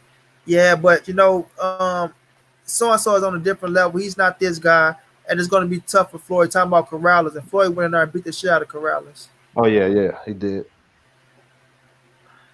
Yep. That So fight, he has a yeah, man. Floyd got his resume nice now because I think underrated win he got was his first world title against Gennaro Hernandez. hell yeah. Yeah, that he was 38-0 at 130. Like that's on some like that's probably one of the best 130 pounders. You know what I'm saying? 38-0. He only lost to Oscar De La Hoya when he moved up. I mean, a lot of people don't know he quit against Oscar De La Hoya and Floyd really, but I mean those are like all time great fighters or Hall of Fame fighters. You know what I'm saying? But Floyd was nice back in the day though. Man, Floyd was a motherfucking monster, bro. Yeah, he was a nice. And you can't don't be comparing no Terrence Crawford to no motherfucking Floyd Mayweather, Ron boy. So stop it. Stop it, son. Stop it. Crawford is a mean, bad motherfucker, but his reign to 147 is not no Floyd Mayweather Jr. reign to 147, bro. Not even close. Not even close. You know what I'm saying? And I had Yeah, Floyd beat Castillo 8-4. You know what I'm saying? He beat Castillo 8-4. People thought that's why I say when I see fights that's a, totally different. When they be saying that pressure shit, I really watch the punches that these dudes be missing. I don't just count every punch that motherfuckers be throwing when that shit missing. You know what I'm saying? Floyd catch a lot of punches, catch and shoot, good as fuck. And they was giving Castillo rounds that was Floyd, and they gave Floyd that was a round that was Castillo. I say, man, I ain't listen to yeah. these That's damn facts judges, though. man. That's Yeah, facts I ain't though. listen to goddamn judges, bro. You know what I'm Hey, saying? hey, bro, I'm about to roll out, man. You know I appreciate, you know, what I'm saying Oh the man, love, I'm man. about to get ready to Going sign around off, with but give your just give okay, your bet. thoughts and prayers on Tony Harrison father, bro. And then we Oh can yeah, man. I'm gonna send my prayers out to Coach Ali, man. You know what I'm saying? He a cool, humble dude. You can tell at the press conference and shit like that with Tony. I had a chance to meet Tony at the Wilder Fury fight, man. Tony cool as hell. But man, just peace and blessings to them guys. Hope they get through this time of bereavement, man. You know what I'm saying? I know it's tough right now and we going through this coronavirus, man. So you know what I'm saying? I just wish, you know what I'm saying, this healing for them guys and going through this tough process. And I just want to say, man, I appreciate the time, man. We coming on here and talk about boxing. And like you said, BFTB got it started, you know what I'm saying? We all love, man. We just talk boxing. That's all it is. Shout out to everybody in the chat, you know what I'm saying, coming through, listening, chopping it up, leaving your comments and whatnot. It's all good, it's all love. And keep talking about this boxing, man, because when it come back, it's gonna come back strong, man. You know what I'm saying? Keep talking your shit, keep supporting your favorite fighter. You know what I'm saying? All that good stuff, man. Because once it come back, it's gonna be crazy, yo. So that's my time right there. I appreciate you guys. all facts, bro. You know you welcome anytime, bro. Anytime. Yes, You know. And to everybody out there, man, I'm about to get ready to sign off too. We've been going for 2 hours and 12 minutes. I ain't even trip off of that. I want to appreciate for everybody that's been riding with me, bro. All love, man. You did what I mean. Uh, this interview coming with ESJ, man. I know it's taking some time. It's coming though. I've been talking to this nigga left and right and shit like that, so it's gonna happen. My brother BLTB said, I think the door greedy nigga at Costco is down for this. BLTB acting a damn fool, I heard. I see this though. I see I can get 3 donations, and I'm feeling like motherfucking Joey's out right now. At this day, I feel disrespected. Oh, Michael Corleone showed me that he don't want to be a friend. So what he don't give, I will take. You understand me? I'm gonna take from you, motherfucker. Y'all don't want to donate? I'm gonna take it. Don't let me catch y'all. Hey, my man, tell them let me catch him out here in these streets. Don't let me catch him out here in these streets. Great stream fellas, I salute to everybody. Like my man say, not just the one. I mean to everybody. Slam. I want y'all to come back, and I'm gonna tell you like this. I want you to go to work, right? I want you to look your boss in the eyes. I want you to tell him that you had a sub sandwich for lunch and that you're not full. I want you to tell him to go into that ice box, get his lunch out, warm it up for you, dress it up really nice, sit it at the table with a napkin and an extra spoon, and tell you to come sit down and eat his entire lunch. That's what I want you to do. Tell him to kiss your ass, walk out, tell him to finish your job, and you'll be back to work next month. Clock you in for the entire month, and you'll see him then, fam. You understand me? And that's how you do that. But have a good night, money at your LDBC. Laugh out loud. I love Bud. I hate Ern. All facts. Ern is killing him, and he don't care. Just beneath this, I'll shoot you another donation tonight. Good show, man. Thank you, James, bro. It's all love, bro. When I be saying that shit, I be joking, man. I already know what it is, man. If you can't, this can't. I just be talking shit, bro. But until then, man, I want y'all to be safe out there, man. And my thing on Tony Harrison, father, look, such a fucking tragedy, bro. I don't know what the hell Bud Crawford talking about this Corona shit ain't real. I don't know what people talking about this Corona shit ain't real. This shit is real, man. Bite yourself. I want every motherfucker to bite themselves, go stick their motherfucking finger in the fire and tell me do it hurt. You understand what I mean? That's how real this shit is, bro. Don't let nobody tell y'all this shit ain't real. Whether y'all want to believe it or not, stay y'all ass in the house. People is really dying off this shit. They really dying off this shit, bro. this shit. People is losing family members off this shit. For people to say that this shit is not real, bro, that's disrespectful as fuck. You know what I'm saying? Exactly. FTB, it's not real for him because he's not leaving the house and he got a big ass house. You got money to quarantine to keep yourself safe. Everybody don't have that kind of money. And I'm not saying that it's a lot of fighting towns, mama, that died. Fucking Anthony York lost his pops and his grandmother.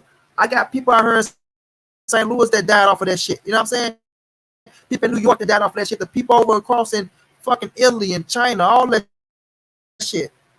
But motherfuckers out here dying off that shit, bro. So don't let these people tell y'all, oh, this shit is fake, it's a facade. The government doing this. It don't matter what the fuck they doing or whatever it is. There's something out here in this motherfucking world that's making people drop dead. There's something out here that's in the earth that they telling y'all to stay in the house for a reason. You know what I'm saying? So if these motherfuckers doing it, you better take heed and really pay attention, bro.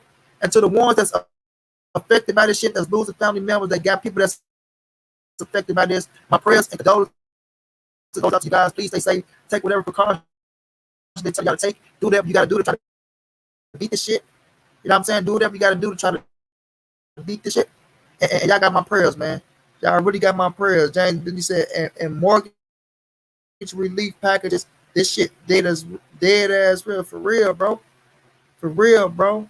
Hall of Fame Bud, a.k.a. number one pound for pound Bud, a.k.a. Boogeyman Bud, will be beat by Earl Spence Jr. whenever they step in the ring. You motherfucking right, Ron Boy Fresh. Goddamn, give all this money for a fucking reason. Right, man. Government don't give all this money for a reason. Facts. Facts. BLTC Bud is up. Hey, BLTB, we already know, bro. We already know. You know what I'm saying? They talking to 2,000 a month stimulus for 6 months. I don't know, bro. I just know this. Take whatever precautions they're telling y'all to take and be safe out there, man. That's all I'm going to say. To the ones that's on front line, to all the healthcare workers and the doctors and the nurses, y'all got my most up honor and respect. I respect each and every last one of y'all for putting y'all life on the line, taking yourself away from y'all family, y'all children, not knowing if y'all got the shit, not knowing if y'all gonna bring it back to y'all family. Y'all are warriors. Y'all are soldiers. Just like the soldiers that go fight over in Iraq, Iran, and wherever they send them people to fight at, Syria, wherever they have fight, y'all are soldiers just like them people, man. And I salute and support each and every one of y'all. And you know, pray God bless y'all with great health when this shit is over with. My brother BLTB say Bud gets destroyed by everybody if you don't fight these top guys soon. Soon. You did? But today, man, this your boy Monnie. Is the NSBC moving. Ain't nobody safe in these streets. Hit the thumbs up, subscribe to the channel if you want to donate. It's right up on the Money the Guard. The name that my brother BFTB gave me. At OG Money on Cash Shop at Trey Hafter 52 on PayPal. And until then, man, y'all be safe, be peaceful out there. I'll be back with another one, family. Much love and support.